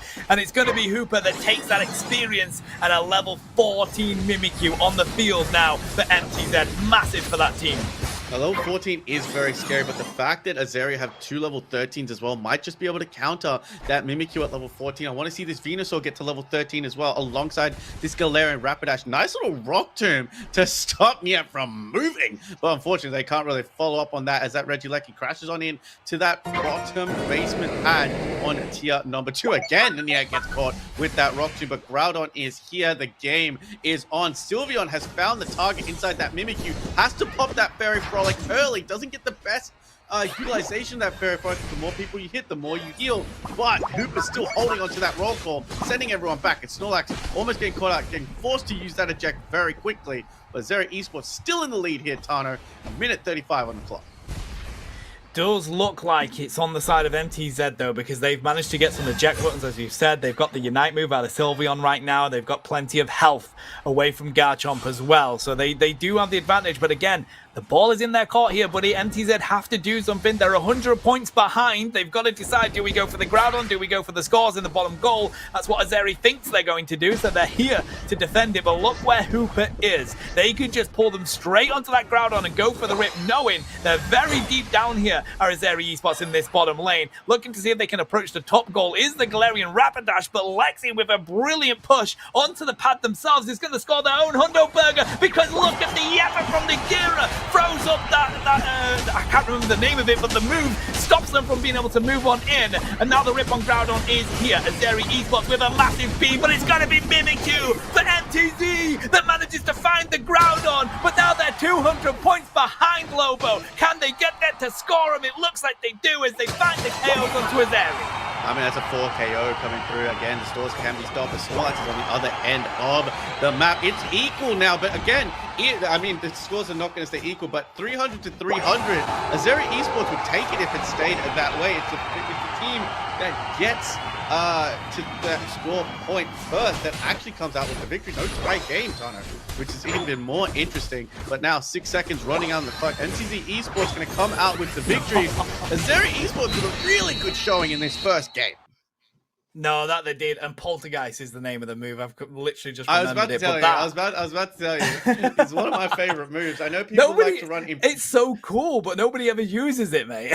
because again, when you have Imprison, I guess Imprison right now, it just sets that direct line, right? That completely shuts down you from using any kind of moves. But Poltergeist was super effective there, allowing the Leix to score that 50 and put the pressure on MTZ Esports. It was Amara that was able to get the KO on Groudon and get those buffs. And once you get those buffs, it turns a team fight around. You have to be patient because once those buffs come in and you're low health, you're going down no matter what.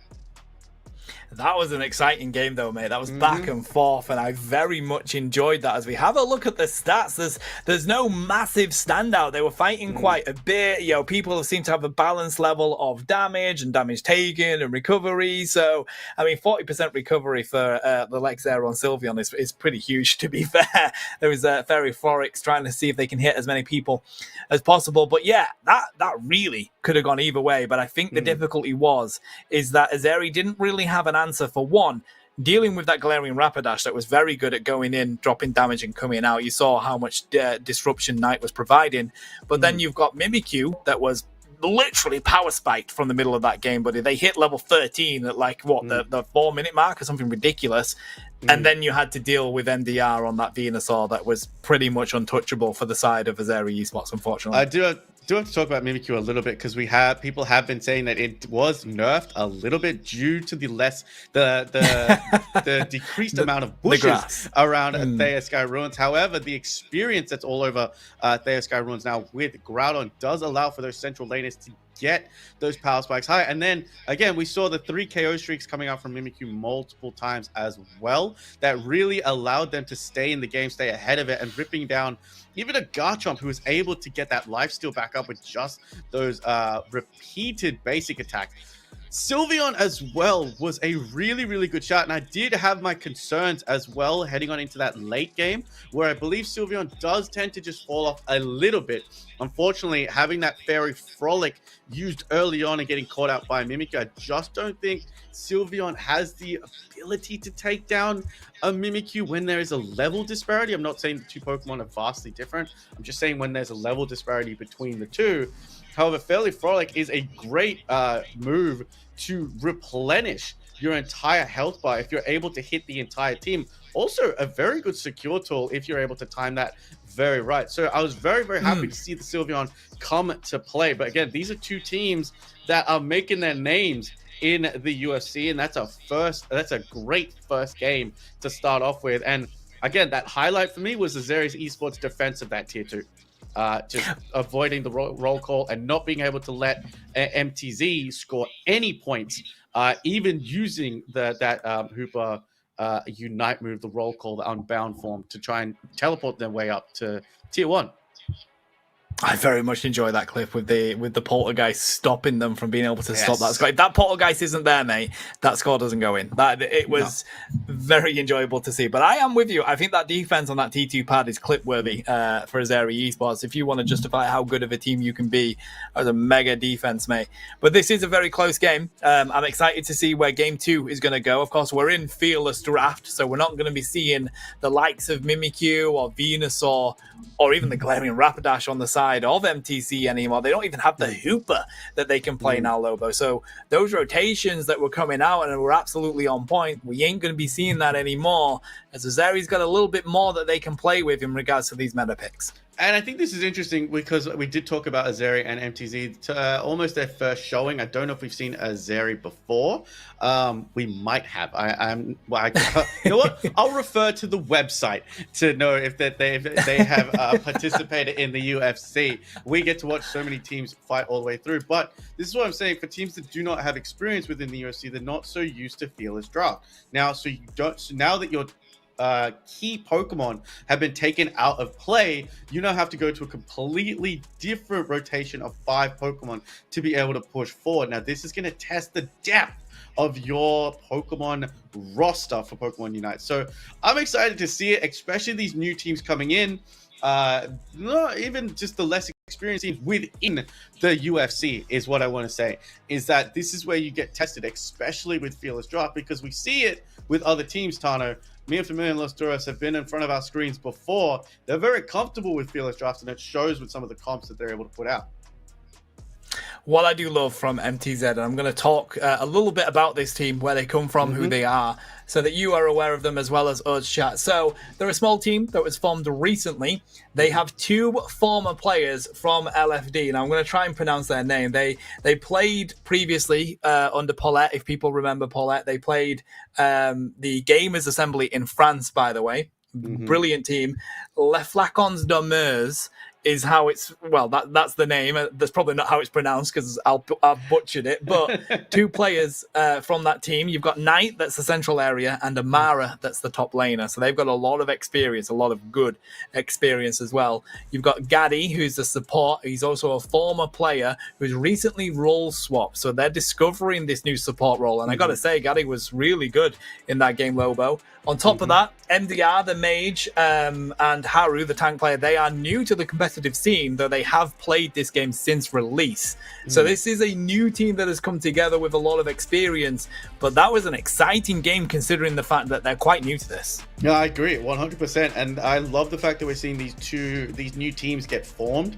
I like that we're seeing them perform as well and perform well on the Sky runs, but Azeri Esports is going to actually ban out the Tyranitar again. Does somebody on MTZ play Tyranitar? I kind of want to see it come to the forefront as we see Sad Recur is gonna hover over whatever they go. But Leafeon, Tyranitar, Blaziken, Blissey, Slowbro, and Lucario, I believe those were the same bans that we saw in game number 1. Yeah, it's interesting that they continue to go with these bans, buddy. I would love to see that Titar sneak through and see what will come on the field, but I'd be so excited for that. But on the side of MTZ, they're going to lock in the Mew here, and Gaddy's going to get access to that Suicune. So they definitely want to go for that range already, but of course, having used that Venusaur, you got to go for the alternate, which is of course going to be the Mew at this spot. What are Azeri going to respond with here? More frontline with Lexi picking up the Mamoswine. Nagira pulls out the Gardevoir. This is why I love Azeri Esports, Lobo. The Pokemon they pick are unlike anyone else in this current meta. I'm actually really excited to see Gardevoir. I think Gardevoir is a very underutilized Pokemon in Pokemon Unite. It has the ability to stun. It has the ability to put down that psychic blob that you just don't want to really touch at any point. And then it's just able to nuke the field with Psyshock. And let's not forget, Fairy Singularity is probably one of the best Unite moves that has the possibility to hit an entire team of 5. But again, the speed sub pick that MTZ have chosen is going to be Darkrai. Aramara is going to pick up that Darkrai. Still not seeing anything that can really bother Nagira on that Gardevoir just yet, but Knight is going to make me eat my words, as we've got double attackers versus double Speedsters coming out for this round, as Sad Recur is also going to pick up a Speedster in Dodrio. Lots of birds on their Sky Ruins, going to take flight this time around. Burb is officially the word here, buddy. Interesting that Azeri are pulling in their subs here. Of course, they have Niet from Verbs Esports, and Sad Recur's coming in here to replace Lights in this game. So a different roster for them as well currently, as well as pulling out these Pokemon that, you know, just no one else is realistically playing, mate. I absolutely love it. This is only game 2, mate. There is so many Pokemon that are available, but we're pulling out the Gardevoir, and I absolutely am on board with it. But you're right, that Unite move, it's just like Barrage Blow from Machamp, where it could be the game-changing, game-defining Unite move, or it could be the most pointless thing you see and it doesn't hit a single person. I mean, you hit the nail on the head there. You know, the last thing we want to see is a pavement ult from the side of this Gardevoir. It's really, really unfortunate when you see that happen. But, you know, with 2 Speedsters on the side of MTZ Esports, it is very possible that we could see a pavement ult, because you might not just be able to hit everybody. So that Gardevoir Unite has got to be timed very well, alongside that Moonblast to really be able to stun. But I'm very concerned about Azeri Esports' squishiness on their side. They do have those 2 tanky frontliners to deal with some of the damage, and Dodrio is going to go and deal with those Speedsters themselves. This is going to be an interesting one. MTZ Esports up 1-0 in your best of 5. Dodrio going to take the central lane for the side of Azeri. MTZ going to send Talonflame into that central lane as well. I wonder if Niet goes for the Razor Leaf here, buddy, knowing that Nagira's going to be on that range on the Gardevoir. I don't know. I just feel something in my bones that might be the approach. I'd absolutely love it, but with that attack weight, I don't know. Probably not. But anyway, going in this bottom lane as we dive on the side of MTZ, they're looking to take the farm away from them here, trying to secure on the side of Nagira. It's very difficult when you're on this poor little Pokemon until you hit that level 5 and finally have a good power spike. I don't think we talk too much, Tana, about Lapras at the moment, because we do see it get used, especially in Fearless Draft. We do see it get used a little bit in some competitive senses. I think you and I have casted a lot as Flitchinder picks up a KO on the Pillar Swine as well. Now, Decidueye is in a bit of a problem here, gets stunned down by Suicune, but Dodrio is here to help out with that tri-attack, but it's 3v1, and there's a lot of crowd control on the side of MTZ.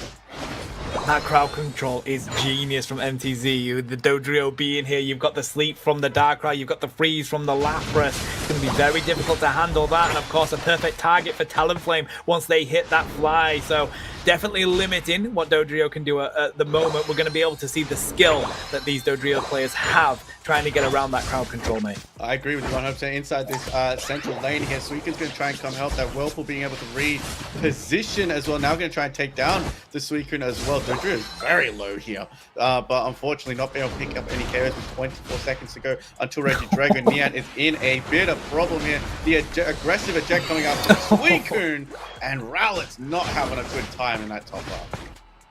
It's so tough in that top path when you've got Pokemon that are going to sprint across that lane and go for you like a Darkrai, puts you to sleep.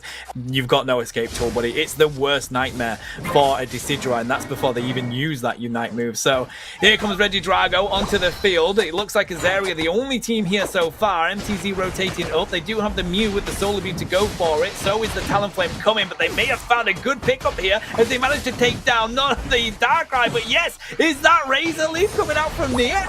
I don't know. I thought, I mean, that's still a Rowlet, buddy. That's that Oh, boost that's true. That's true. It's not Decidueye just yet, but inside that bottom part, we do have MTZ crashing on in, taking that score a little bit higher. Umbreon is here to try and help out. Now, I did want to talk about, as they're crashing on into this tier 1, Umbreon going to pick up the Citrus Berries. The strength of Lapras right now, adding more crown control, but also an incredible amount of underrated bulk coming out from the Lapras Express this time around. Give me your thoughts on Lapras before, as Rodrigue is put to sleep by the Dark Void, but Darkrai not able to get out and just gets taken down by the jump. We're never going to be able to talk about Lapras in this game. I mean, Knight has put that conversation to bed, but he's so Lapras. I'm with you. I think it is underutilized at the moment. Oh my God! Ankle breaking on the side of Niet as they manage to just dash away from Knight, but they're going to be able to find them anyway as MTC now score points in this T1. But yes, so Lapras, I think is a great Pokemon at the moment. I love the fact that people kind of overlook it. They don't think it's that big of a threat, but I have seen great play from Lapras so far. Good effort to try and secure that, but he's going to go to Azaria Esports. It's all about that song though, buddy, that I think at the moment. But as Haru goes down here, give me your opinion on those current moves. I do like it both. The Bubble Beam just adds a little bit more crowd control, which they've already got enough of as MTZ on their side. It is... Nope, I'm not going to say it just yet because I don't see those Razor Leafs flying around that situation. No, it is Spirit Shackle this time around. We got way too excited as we got 146 to 166. Zeri have brought this back in. There's the side shot coming out. Gardevoir's being hunted by the Talonflame, gets frozen by Suicune into the Flame Sweep, and Gardevoir gets sent back to the Pokemon Center. There comes the Dark Void coming out from Darkrai as well. The triple trample is going to come in too. Try and do a little bit of defense on this map. Talonflame is on a low HP, but still decides to take to the sky nonetheless. Mammoth Mash going to come out from the Mammoth Swine as well. Darkrai trying to hit that Dark Void, but nope. Going to go taken down as well. Dodrio leaves on an HP and a dream, and this fight in this bottom pad is going to go... They're going to split that evenly, Tom. Bro, look how close this game is. Before Decidueye, this was an even game, bro. Niet's going to get that eject button over the wall, but Knight is just waiting for this fly to come in, and they find the KO. I mean, Gabby was ready to shut them down anyway as they tried to get out of that central area, so they do get stacks for it, which they're looking for that Spirit Shackle, but is it worth giving the experience, bro? It wasn't a matter of if, my friend. It was a matter of when that was going to come down, but when is 22 seconds until these objectives are before. Nice ice bank to pick out Gaddy there, but that's put down by the Dodrio. That Electro Ball's going to hit its mark, but the mean look coming out on the Mew is going to be a big problem for this Pokemon. Has to pop the eject button as that mean look does dissipate in just enough time. But this Mamoswine is just staying in, allowing Nia, but Nia here has got a problem with the Talonflame, but Dino is there to help out. But there's too much going on that pad. Mamoswine still swinging for the fences, but finally gets felled. Sorry, Esports have to retreat. Gardevoir, problem now as well, as we do have the Flame coming into the very Singularity, which did manage to hit 3 people alongside the Knock Knock. And now Azeri Esports does take out the Lapras as well.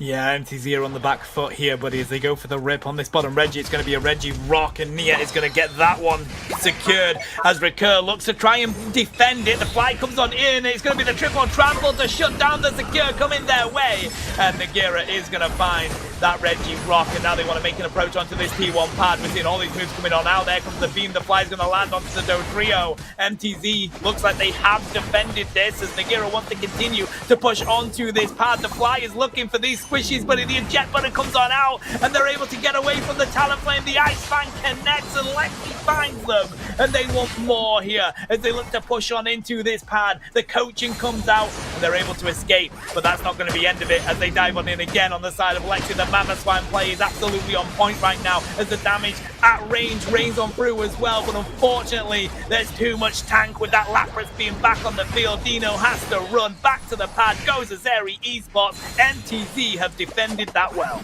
Lex is doing such a fantastic job on that Mamoswine, just absorbing all those hits. The combination play with Mean Look into that Ice Fang as well was absolutely brilliant. We're already into that final stretch, Tano. It's 168 to 166. The closest game that we've had so far on this broadcast. Let's have a quick look at some of these levels. Talonflame just ticking over on to that level 14. Darkrai at level 13 as well. So is Dodrio, but 2 level 12s on the side of Azari Esports with that Gardevoir and Mamoswine being at that high level. But we do need to see that Decidueye, and now Tano, we didn't point this out, but that is a little light bulb above the head of a Decidueye. EXP share Decidueye, bro. Hey, come on. I mean, these teams want to cook. Azeri Esports of all teams will play a kind of comp you would not expect to see, mate. They want to make sure that those levels are going to be there at the final stages of the game and manage to catch up. We do have level 13s on the field for Azeri. They've got 12 on the Decidueye at least. With these stacks, they will not even go to the Groudon just yet. They want to continue fighting in this bottom lane as the fly was going to be used, but makes it the wise decision to stay away from the Dodrio as Recur gets back to the pad for Azeri Esports. The patience is the absolute virtue here for both of these teams, mate. I agree with you, but we saw Dino get a nice quick wish on to Dodrio before it even got hit as well, so still maintain that full health. It's just a beam and a Spirit Shackle off right now inside that top path. Darkrai and Dodrio are trying to fight it out. I don't know who's going to get the better of that one. Dodrio has had to use its triple trample. I think the Dark Void, the worst nightmare, has been used as well, which means now it's a 4v5 situation. They can turn their attention, but Talonflame and Lapras could decide to go and score. I don't know what Lapras was thinking, but a double score is going to go into that top pad as MTZ Esports are going to take the lead. But Lex is not going to let that happen without consequences. They're going to score 50 into that tier 2 as well to try and bring this back to a close game. 268 to 326 as the siege on tier 1 in the basement pad starts to go on. This is a smart play from MTC. They know that Lex isn't there. Dodrio isn't there either. Look to get the picks, buddy. They found Decidueye, but here comes Dodrio ready to dive on in. Manages to find a pick on 2. The flame charge comes through as well. The flame sweeping them onto the side, but they don't find any effort onto getting more KOs. And right now, MTC are on the back foot. It's currently 3 against 4, sorry. So they're going on in, continuing to find the Talonflame. But now the rip is coming in from Nagira. Is that wise, though, at the moment, because Talonflame is still on the field and it gets such a good secure against this Groudon. The rip comes out from the Knock Knock as well, but they're ready, they're prepared for it. The 46 goes on in. It's so weak, but the Talonflame looks to see if they can come back. It was going to be the endless ice spikes, but no, Nagira finds it for Azeri, but can they get there to score? That's what it's all about. 32 rains on in from Lexi here, 34 in the home pad. I don't know if that's enough though, Lobo. Well, I don't think it was, because we saw Talonflame get a dunk inside the basement lane on that tier 1 as well. And we saw the double dunk coming in from Talonflame and Lapras on that top path. Well, Leix was the only one that scored on that Mamoswine. I can't wait to see what these stats are if MTZ managed to pull that out. Azeri Esports just needed a few more seconds on the clock. And how many times have we seen that before? 400 to 418. MTZ pull out a very tightly contested match once again. Bro, that's insane. The score that Knight managed to get on in before they tried to go for the skill. And I got to give it to Gaddy as well. What an effort on those endless ice spikes, buddy. That was very close to being able to take it, but Nagira comes out on top. Azeri did everything right in that final Groudon fight, buddy, but it's the scores that were going in from MTZ that just meant it was unbreakable. Then they're going to take game 2. I mean, it started all with that Amara versus Recur fight in that top path. I do believe Darkrai got the best of that. You know, the worst nightmare is not exactly the easiest Unite move to get out of, because Darkrai can still damage you in that Unite move, but it can also take damage. Lapras did the right thing and actually came up to try and support, because they knew if the Dodrio was going to come out of that worst nightmare, it was going to be low health, so they could possibly get the KO. But then the wherewithal to know that the rest of the teams were still fighting in that Groudon pit. The map awareness was absolutely incredible for both teams to go and score, and actually put the pressure on Azeri Esports, because saw Leix had to go and score to at least bring it back within 100 points.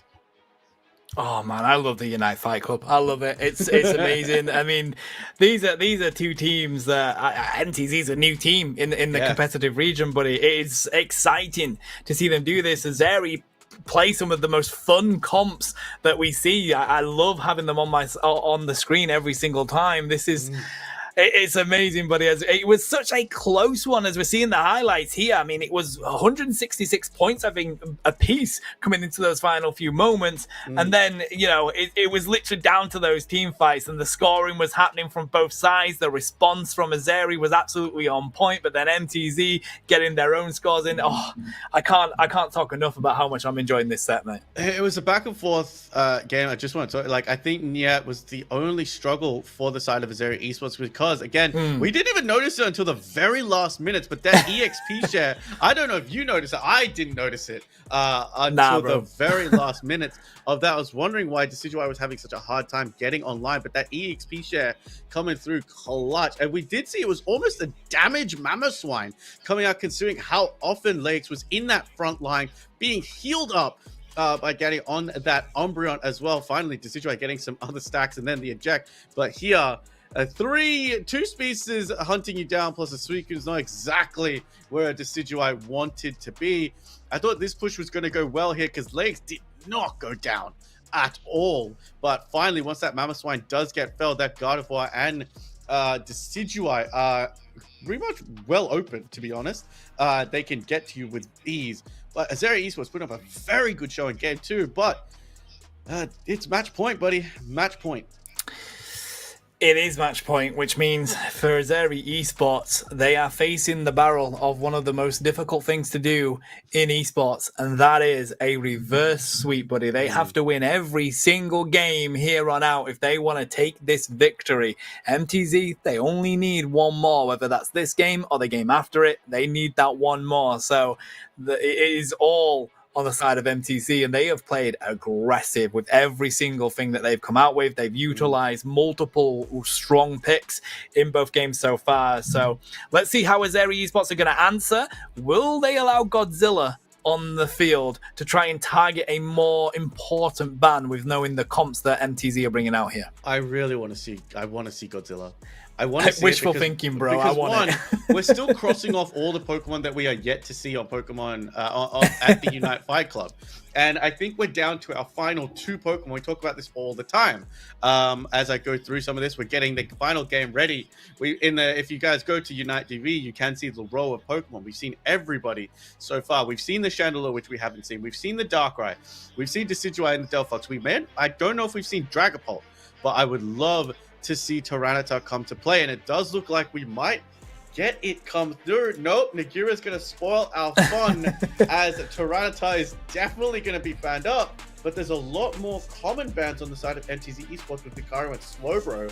So we could get some double ups this time around, Tana.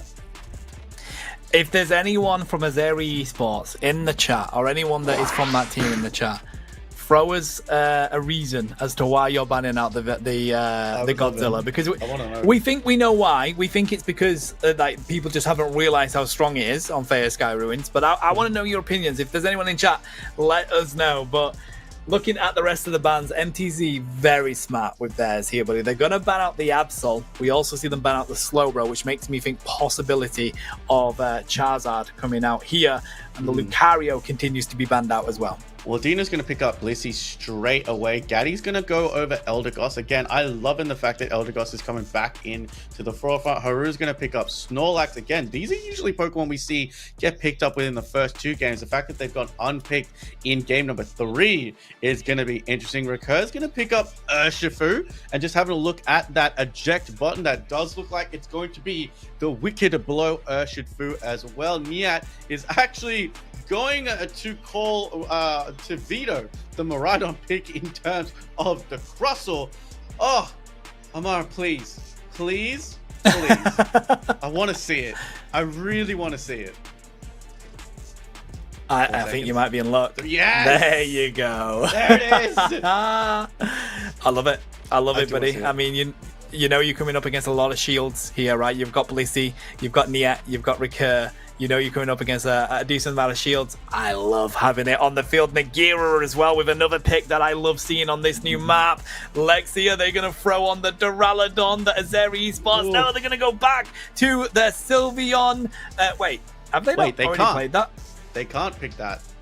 We will. It might be an issue. We do know that there's currently a lot of lag going on in Pokemon Unite that's not been fixed yet. We're going to have to talk about that because we do know that picking a Pokemon that you have picked before is an instant game loss, and that would be a game loss for them. So we are going to have a check in this as well. We're just getting word from our production as well to wait. That could be lag, but I would hate for this final game to go that way for Azeri's Esports, because if that is a game loss, that is going to be game 3 to MTZ Esports, my friend. I mean, the thing is, it looked like they were going for the Duraludon, which Yes. I know Azeri Esports play frequently. So we'll get production to confirm it, chat. We know the kind of lag that goes on. Of course, currently right now, we can't play in tournament mode, so we have to do it in like custom because it's not, Groudon is not a map in tournament mode right now, so it kind of causes more issues. Yeah, so we've had confirmation from production. The last pick was meant to be Duraludon, so no worries, chat. We'll get this all resorted and all sorted out. Gotta say though, Lobo, I can't express enough how much I'm enjoying MTZ Esports. They are a new team that's come together. They've got some players on there that have played on some solid teams previously, like Amara, for example, but this is a new team that's come together fresh for these tournaments. And how exciting are they up against Azeri Esports here? 100%. I'm very excited. We're also seeing a lot of love for Amara's Tinkaton in chat right now, so I'm actually very excited to see this Tinkaton. Considering, I think it's the Pokemon that I've been saying that I want to see the most since the start of this tournament, so I really want to see Tinkaton perform well. If MTZ can get the win on the back of that Tinkaton, because we know how hard it is to actually take down. But I do like Nagira's pick of the Delphox, however. That Flame Charge moveset as well is coming back into popularity. Delphox becomes so hard to hit, but then just the insane amount of damage that it's able to put on, because if you hit that Flame Charge, the cooldown is reduced and you can just keep dashing your way in and out. But also, we talked about it, Fanciful Fireworks. That Unite move is going to be so clutch heading on into that 2-minute stretch. It's going to be absolutely insane to see how well Fanciful Fireworks can be used to defend a pad. Oh, 100%, mate. It's such a good. The low cooldown on that is absolutely ridiculous. You have it for every team fight, every pad push, every moment you could possibly want it.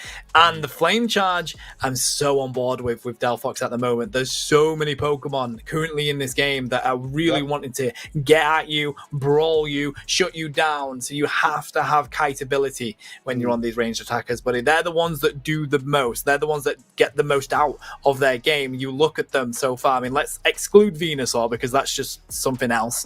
But you've got you've got Mewtwo Y, sorry, that's very good at kiting. You've got the Alolan Raichu, very good at kiting. These Pokemon that come out, the Inteleon, they're good in their role because they are good at kiting when they get that approach onto them. So this is why I love to see the Delphox Flame Charge back on the field. Is it going to be enough versus the Tinkaton? That's the question, because we know Tinkaton, it's got a little bit more maneuverability now, at least with the changes that were made on it.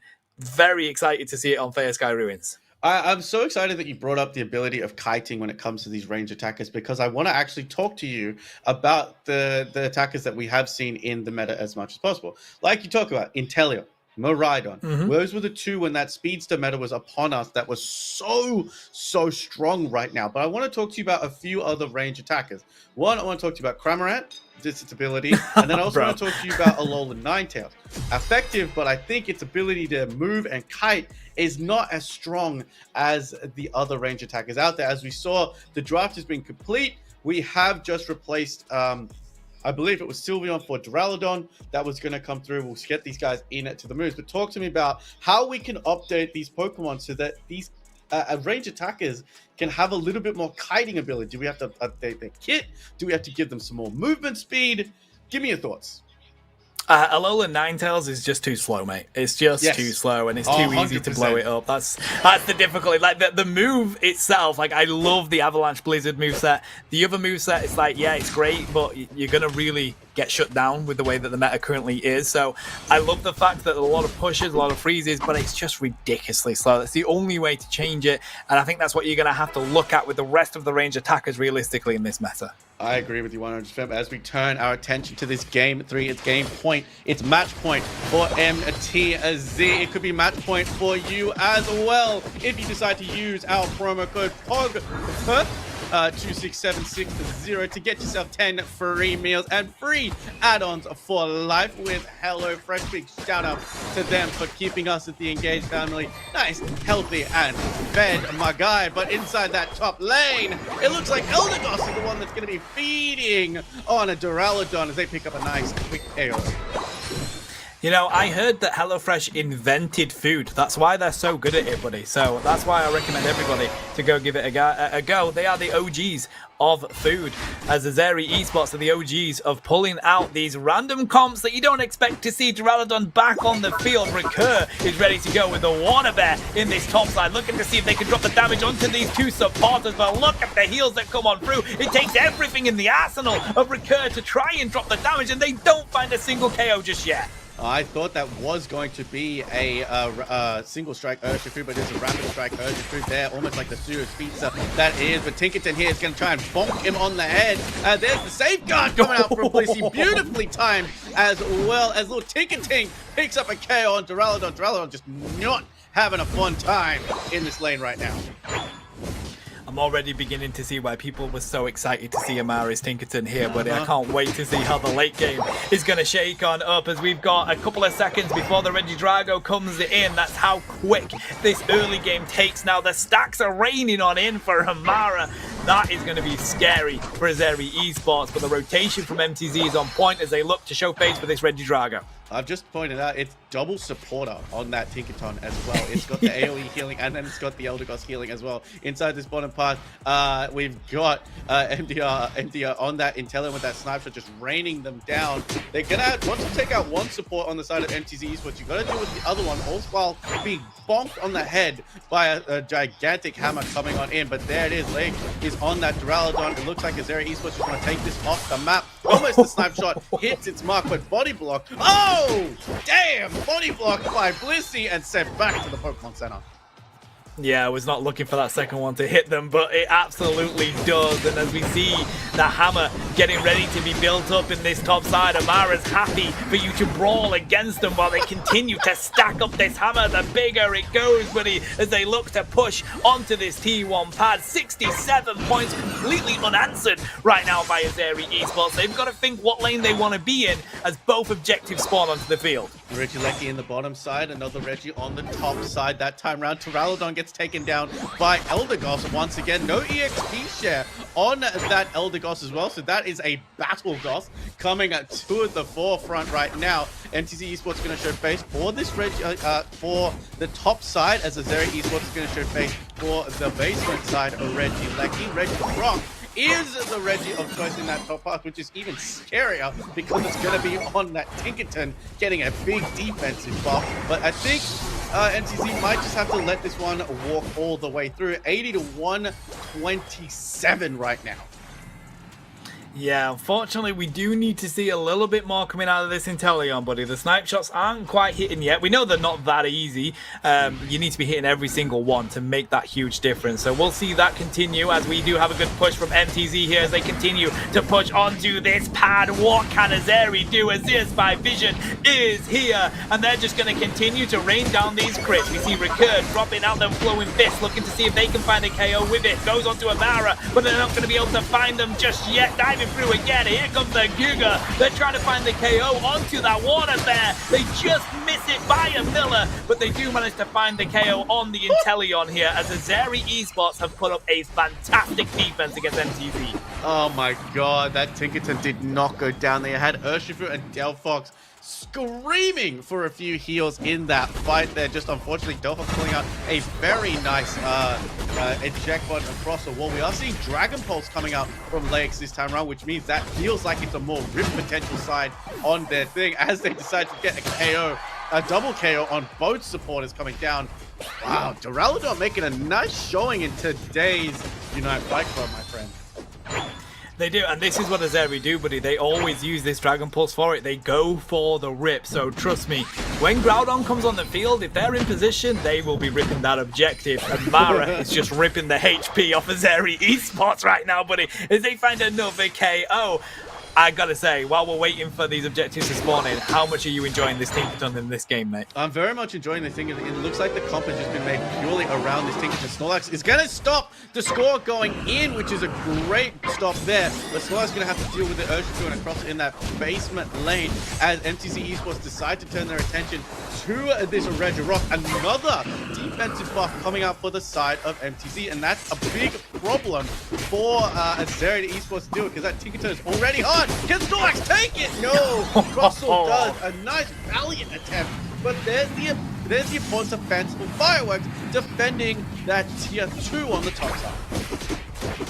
That was a great effort by Hero, and that's just going to come down to playing this game more, buddy, and just knowing the right moment to hit with that heavy slam on that Regieleki when that many people are up against it. It's going to be great to see the development that MTZ do as Azeri try and come on in to find the KOs here. The flowing fists are coming on out. The Azer's by Vision is here, though. The crits are going to rain on through, and it looks like MTZ are managing to at least put up a huge defense here as Niet goes down. 2 KO comes through for MDR, and we do see that Shifu getting away, but not before they get hit in the back by that snipe shot. I mean, the Bliss assistance, it was key there for the Urshifu, but you saw that Cotton Cloud crash alongside the Moonlight. Took Mario back to full health when they were raining it down, but now Eldegoss is going up for it again. Another battle up against this Terralodon that just gets put up against the wall. That's 3 to 1 for the Eldegoss versus this Terralodon. 5 seconds until Regidrago spawns again in that central area. They want to take this, but again, another close game. Azeri Esports is actually in the lead, 163 to 129.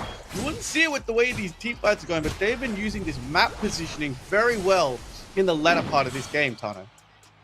Yeah, that's one thing that they're very good at, buddy. We've seen it multiple times. I mean, Terralodon right now is getting a free rip on that Regidrago whilst the fight is down here. Niet gets taken down. Amara has a massive hammer on that Tinkerton right now as they go back to try and defend this D2 pad.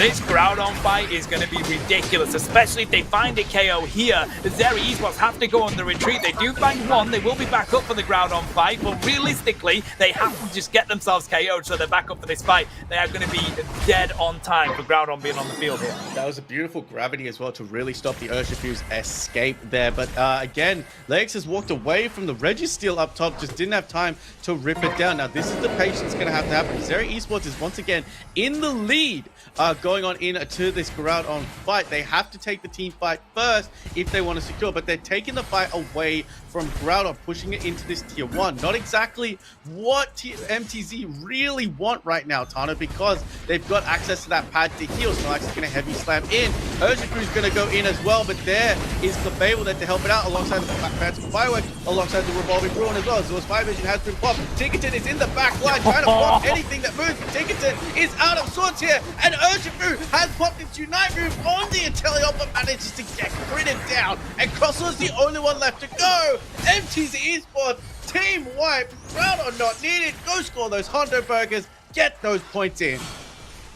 I love that, buddy. I feel like Azeri put so many resources into that fight and so many resources on trying to stop Amara coming in with that Tinkerton that they just got KO'd on the opposite side. MDR locked in with that Inteleon, and they find the KOs for MTZ. Now, of course, there's less than a minute left, and it's still 130 points or something ridiculous between these two teams right now. The rip on the Groudon's coming in from Azeri Esports. This is why the Duraludon is here. Gotta watch out for that Clefable, though, especially when Wunderwish is back on up. Inteleon trying to see if they can find some quick KOs as they're trying to put up against Tinkerton. Yet again, the rip continues here, but it's going to be the Fanciful Fireworks going in. Duraludon does find the secure for Azeri Esports. That's why they're on the field, but 30 seconds left, buddy. Are they going to be able to do it? Yes, they will. They're going to get onto that pad with enough KOs from MTZ. We are going to be going to a game 3. Okay.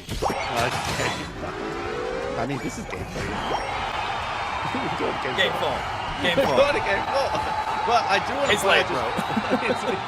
It's early, bro. It's early. I just want to point out, we saw it once MTZ took the original fight coming through. They actually had a chance to score because I believe the pad was on 48. They went for a 50 dunk, but I think Snorlax had 40. They could have double dunked into that tier 1 on that basement side. Whether that decision there to be made is either go score or go rip, go send one of them to go score and then rip, but the entire team went to score as well, utilizing as much time as you do have, allowing them to come back in and take the rip is not exactly what we wanted to see, but it was a great showing for the side of Azeri Esports to come back in. That problem child that is that speedster like Urshifu, that water bear Urshifu, was doing a lot of damage. Legs picking up 5 KOs, but the big KO monster on the side of MTZ Esports was Eldegoss. That's the power of the Elder Glock, buddy. Don't doubt it. 8 KOs coming through, the 8 assists as well. I do agree that I think they probably should have gone for the rip. I think once you've managed to KO all of Azeri Esports, they are just coming back onto the pad, but you've got to take Groudon off the field. That's why people usually go for it. And I think that probably should have been the approach because that game was so close, buddy. But what an effort. What a great effort from MTZ to come out. And I mean, Amara was pretty much unstoppable on that Tinkerton. Azeri had to use so many resources just to try and cut down that Pokemon. Yeah, unfortunately, I think we're seeing the highlights of the previous game, as good a game as that was. I kind of want to see Tinkerton bonk a few more people. But again, the hype behind that Tinkerton was not understated. It was a very, very good pick. It was, however, a little bit obvious what Azeri's composition was about. Usually we see a Protect the President style comp coming out with ranged attackers, you know, your Decidueyes, your Venusaurs, your Inteleons, and your Miraidons, but that was definitely a Protect the President comp coming out from the side of Azeri Esports with that Tinkerton. We had Clefable, we had Eldegoss, we had Tinkerton, we had Inteleon, and then we had Snorlax as well. I'm almost wondering, just in that instance, if that Mamoswine might have been a bigger benefit to that composition that we saw there, just because of the disrupt, also being able to keep Pokemon off of you like that Urshifu as well. We saw Urshifu and Tinkerton just didn't want to fight each other at all in that entire fight, but we are going to a game 4. It's still match point for Azeri Esports, for MTZ, Esports. It's match point for them. Azeri Esports, like you said, they have the unenviable task, my friend, of pulling out one of the most difficult things to do in esports, and that is that reverse sweep.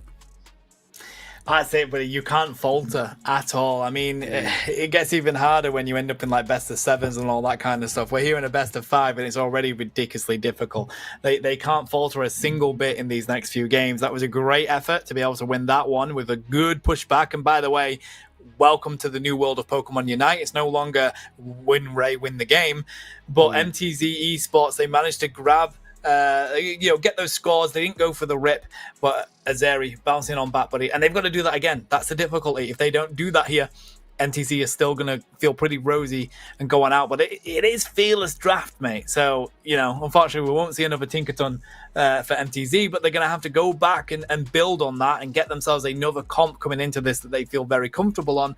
But I think no matter what, this has been very impressive from MTZ Esports. For a new team coming onto the competitive scene, mate, very impressive showing from them. And I think what's great about it is that even from both sides, MTZ and Azari, they've come up with very creative comps. So this Fearless Draft hasn't really intimidated them at all. It hasn't really done anything for any of their team synergy. We're seeing it work quite well. So I'm excited to see what we're going to go into game number 4. We've had 3 games. That's 15 Pokemon been played each. So that's 30 Pokemon total off the board alongside your 6 bans. That's 36 Pokemon. If you double that number, you still don't get the entire roster of Pokemon on Pokemon Unite. 36 times 2 is 74.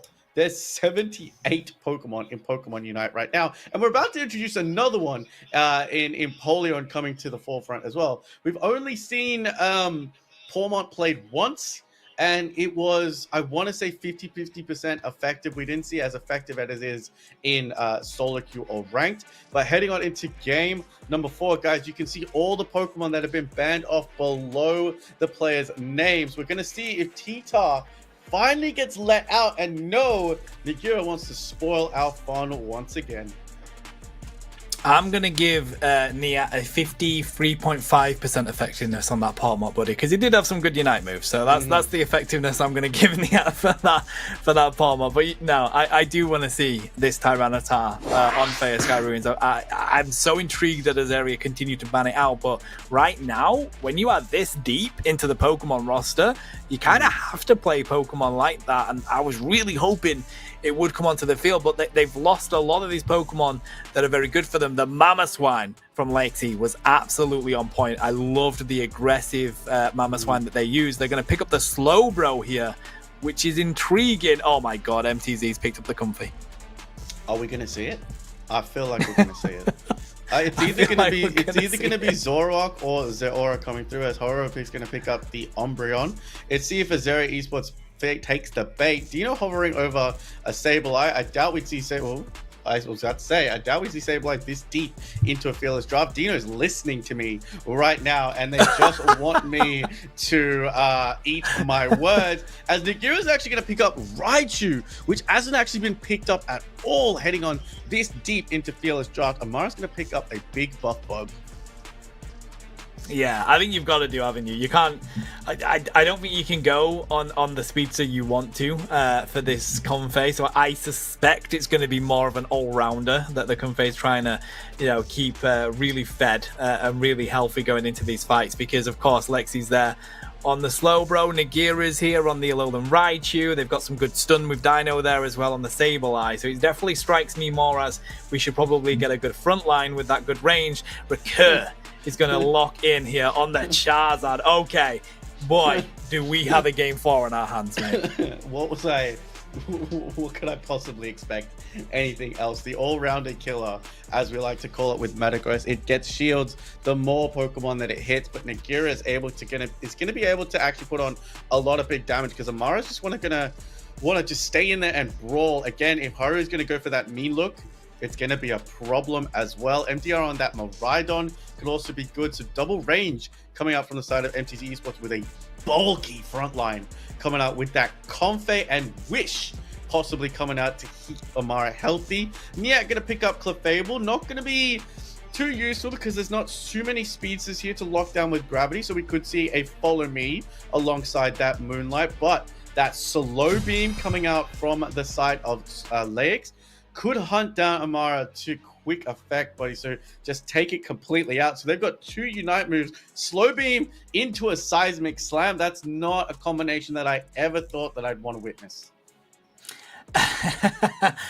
This is going to be so crazy, mate. The Metagross, I mean, we've already seen how good Amara is on these all-rounders. That Metagross, I can't wait to see how they compete going into this one. It's going to be about how Nagira keeps themselves at range and drops that range damage through, because, I mean, knowing MTZ, they're going to do something ridiculous like some Electro Drift Miraidon, bro.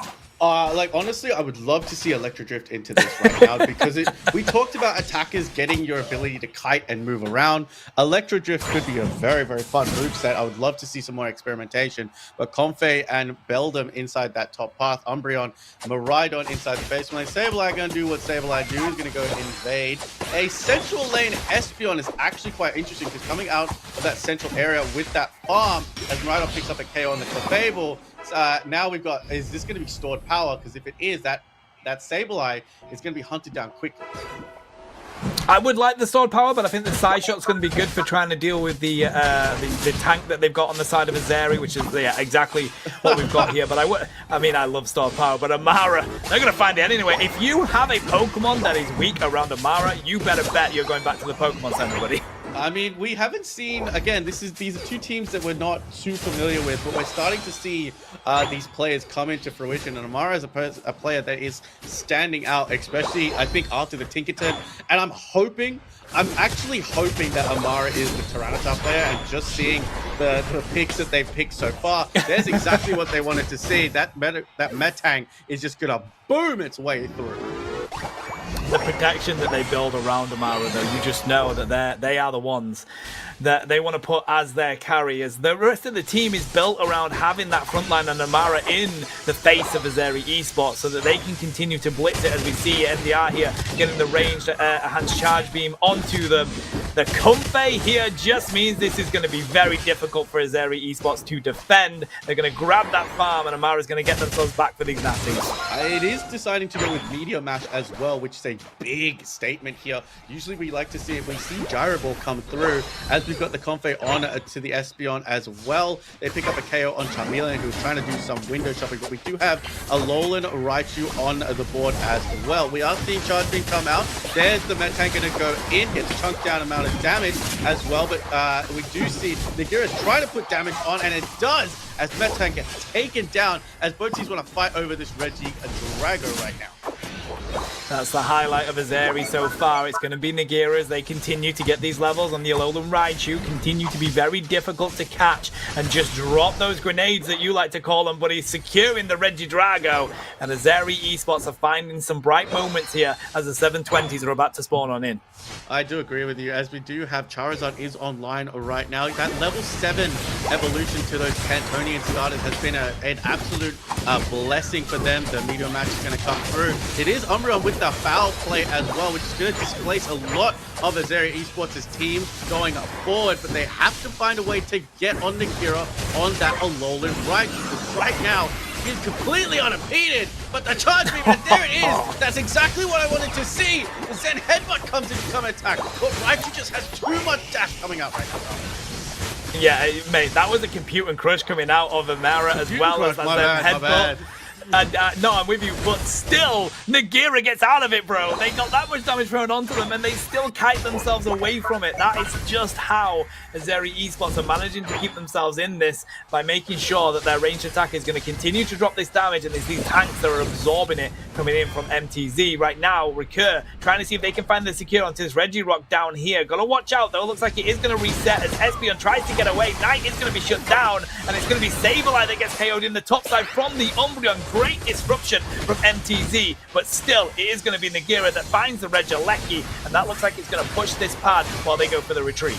There's a lot of bulk coming out on the side of the Zero Esports as the Bright Future Meteor Storm does send Nagira back to the Pokemon instead of picking up a KO streak of 2. But if you can't get him from the front, you get him from the back. And that is exactly what Miraidon just did with that Bright Future Meteor Storm. There's the Storm Power on to the Charizard! And Knight from inside the bush had no idea that Espeon was there. Gonna pick up that Regirock. Wow, that's a nice comeback for MTZ.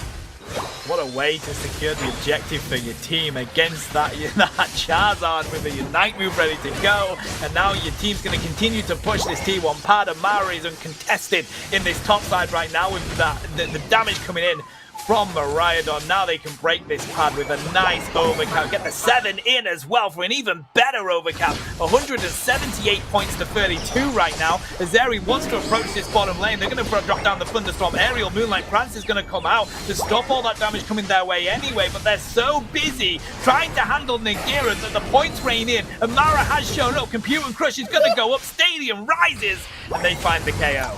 Oh, and Sableye actually sends them all back. Only the Umbra is actually going to send back as well, as we do have Metagross coming on in. Don't know if Charizard have they used their Seismic Slam Unite with the Comfy. Unite is going to come up, the player falls, and healing going to keep Amara nice and healed up. Sableye is going to cause more distractions as well. But Nagira is there, back into that front line. The Bright Future Meteor Storm is going to come down again as they're going to try and attack that back line. But Metagross just puts that big, meaty, spider-like metallic arm right through the fist of Charizard. Bro, Amara has a gold badge on this Pokemon. I saw it as we were coming in, and we you know how much we love seeing this Pokemon on the field, but this is just dismantling the front line of Azeri right now. The bright moments for them is that they are absorbing that damage on the side of the Slowbro and the Clefable, whilst the Charizard and Raichu are finding some good moments. They are managing to get some good KOs and get some damage until Amara shows up onto the field. So you got to sneak what you can where you can, with Dino constantly trying to see if they can score some points to keep this a close game in the final moments. I am just seeing as well, I believe that Comfey is using Sweet Kiss as well, as opposed to that Floral Healing, just providing a little bit more distraction for the side of MTZ as they come through, as Amara wants to find that Sableye. They're sick of that little gremlin coming through and doing whatever it wants, but we do have access to Slow Beam right now coming through as well. We haven't seen it being used yet, but I think this is the kind of beauty of the Comfey right now, because if Slowbro is going to target Amara on that Metagross, a Comfey detaching itself and then absorbing the Slowbro could be key here, as we have Espeon distracting a lot inside that top path. I think Espeon could get hunted down right now. They're on low health, but they just hit level 13. Can have to pop that Psychic Solaire, but it does get taken down, and now they're going to crash in 28. They could have waited for Nagira to put that 50 in, but that was a time crunch thing. Bright Future Meteor Storm's going to back everybody right off after that tier 1 goes down.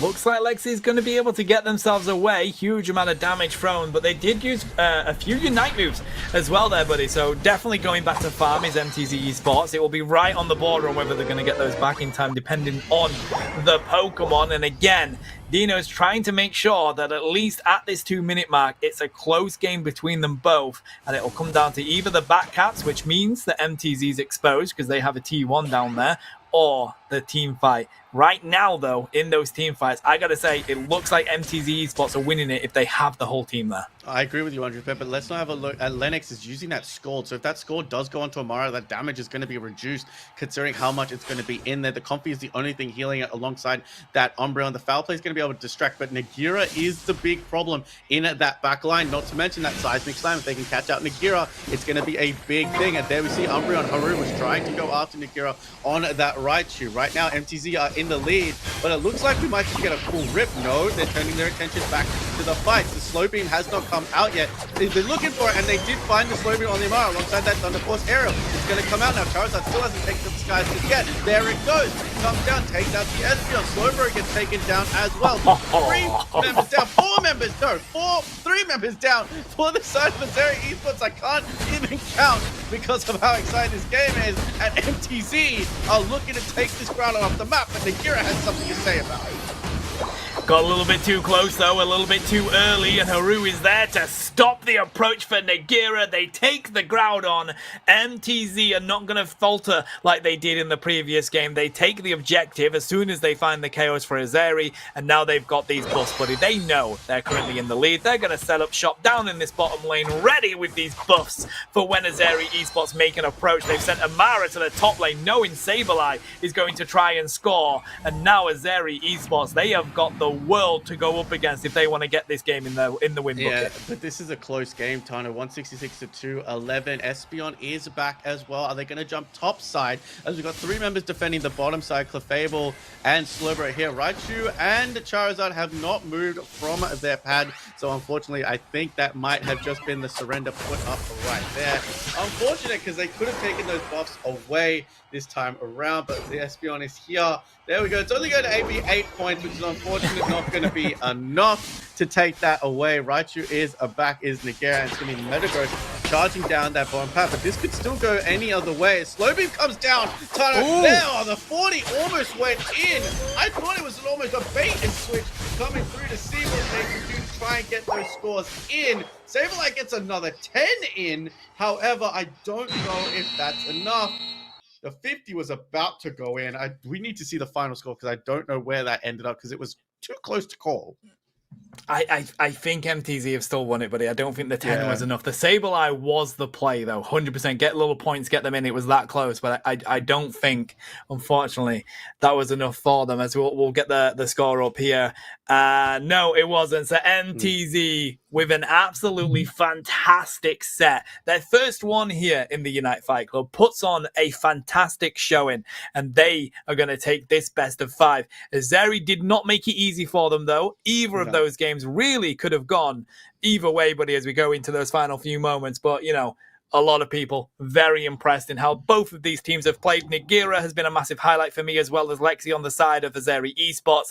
Amara has been a huge highlight for me over on the side of MTZ Esports. Yeah, look, it was a fantastic year. I think we're all set. We try to highlight these players as much as we can for both teams as well. Player of the set definitely has to go to Amara, just pulling out a lot of different unique subs. I would have really liked to see the Tyranitar come to play in that one, but also, you know, let's not take anything away from Nagira as well on anything that they decided to play. But also for me, the Laix was a fantastic tank player throughout all of those games. A fantastic 4 games that we got to witness. I believe the first set that we watched also went to 4 games, 3-1 as well. So again, super exciting to play. I like the patience that MTZ showed at the very final minutes. They decided not to attack, which again I think can be very demoralizing for a team that loses the Regidrago and that they don't see a team going on the attack to try and score. They knew they were in the lead. They decided to defend that lead, and they did a fantastic job doing so. So big shout outs to MTZ.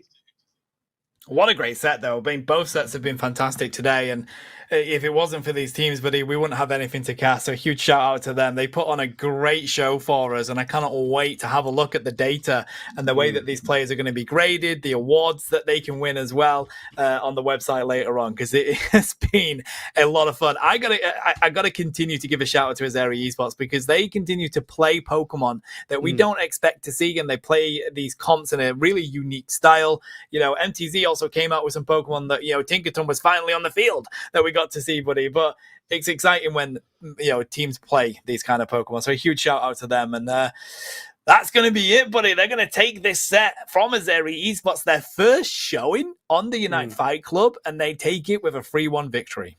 I mean, that's fantastic. As we have a look at some of the highlights here, just the play again, I liked the fact that not only are we highlighting players, but it seems like MTZ decided to highlight Amara in that set. Just in that first game with the Tinkerton, double support onto them as well. But then you also had the Metagross with the Comfey and the Umbreon. Take nothing away from Inteleon and Miraidon in those previous games as well. Did fantastic jobs. But Azeri Esports did also do a great job shutting down Metagross when they had to. We saw Nagira was trying their best, but just Metagross was too strong, especially with that Meteor Mash moveset that drains power and then uses it against them. So I hope to see MTZ Esports back in the UFC again. This is only our day one of this week. We have another broadcast coming up for you guys on Thursday, which we're super excited to be. We still don't know what teams are going to be playing yet. Please make sure that you check out all our socials for Engage.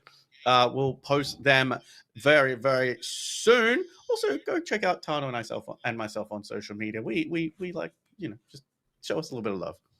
But I believe that's going to be it for us today for the UFC. We obviously have to do our shout out. So big thank you to our observer, Bina, a fantastic observer who shows us and gets us to show us all the action all over the map. So big shout outs to that. Thank you to Christo for being our player liaison. Thank you to Rip for designing our wonderful website that you guys showed, that we got to show you today. The website is absolutely fantastic. It's such a great way to display the players, the teams, everything, the stats, and even you get to see the tournaments that are coming up as well. Big thank you to Arpit, who's our producer, and Zen, our tournament lead. And guys, remember our Unite Fight Club Season 1 applications are up, so if you guys would like to be part of it, you can be. It is open to everybody. Now, the format, Tano, we got 2 weeks of best of fives, and then we've got our open qualifier like tournament, and then we take a break, and that's going to go on all the way through to the end of the year. I think that's all the thank yous I have to deliver. Do you have anyone else you would like to thank before we head on out of here? Nobody, as always, I'd love to thank you since it's so ridiculously early over in that region for you, bro. But I love doing these with you. I couldn't think of anyone else that I'd want to be on the mic with. So a huge shout out to you, mate. It's always great to do these with you.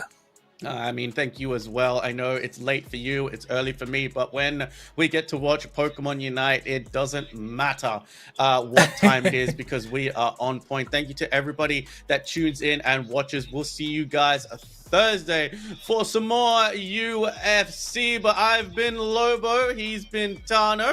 We'll see you guys later. Bye-bye.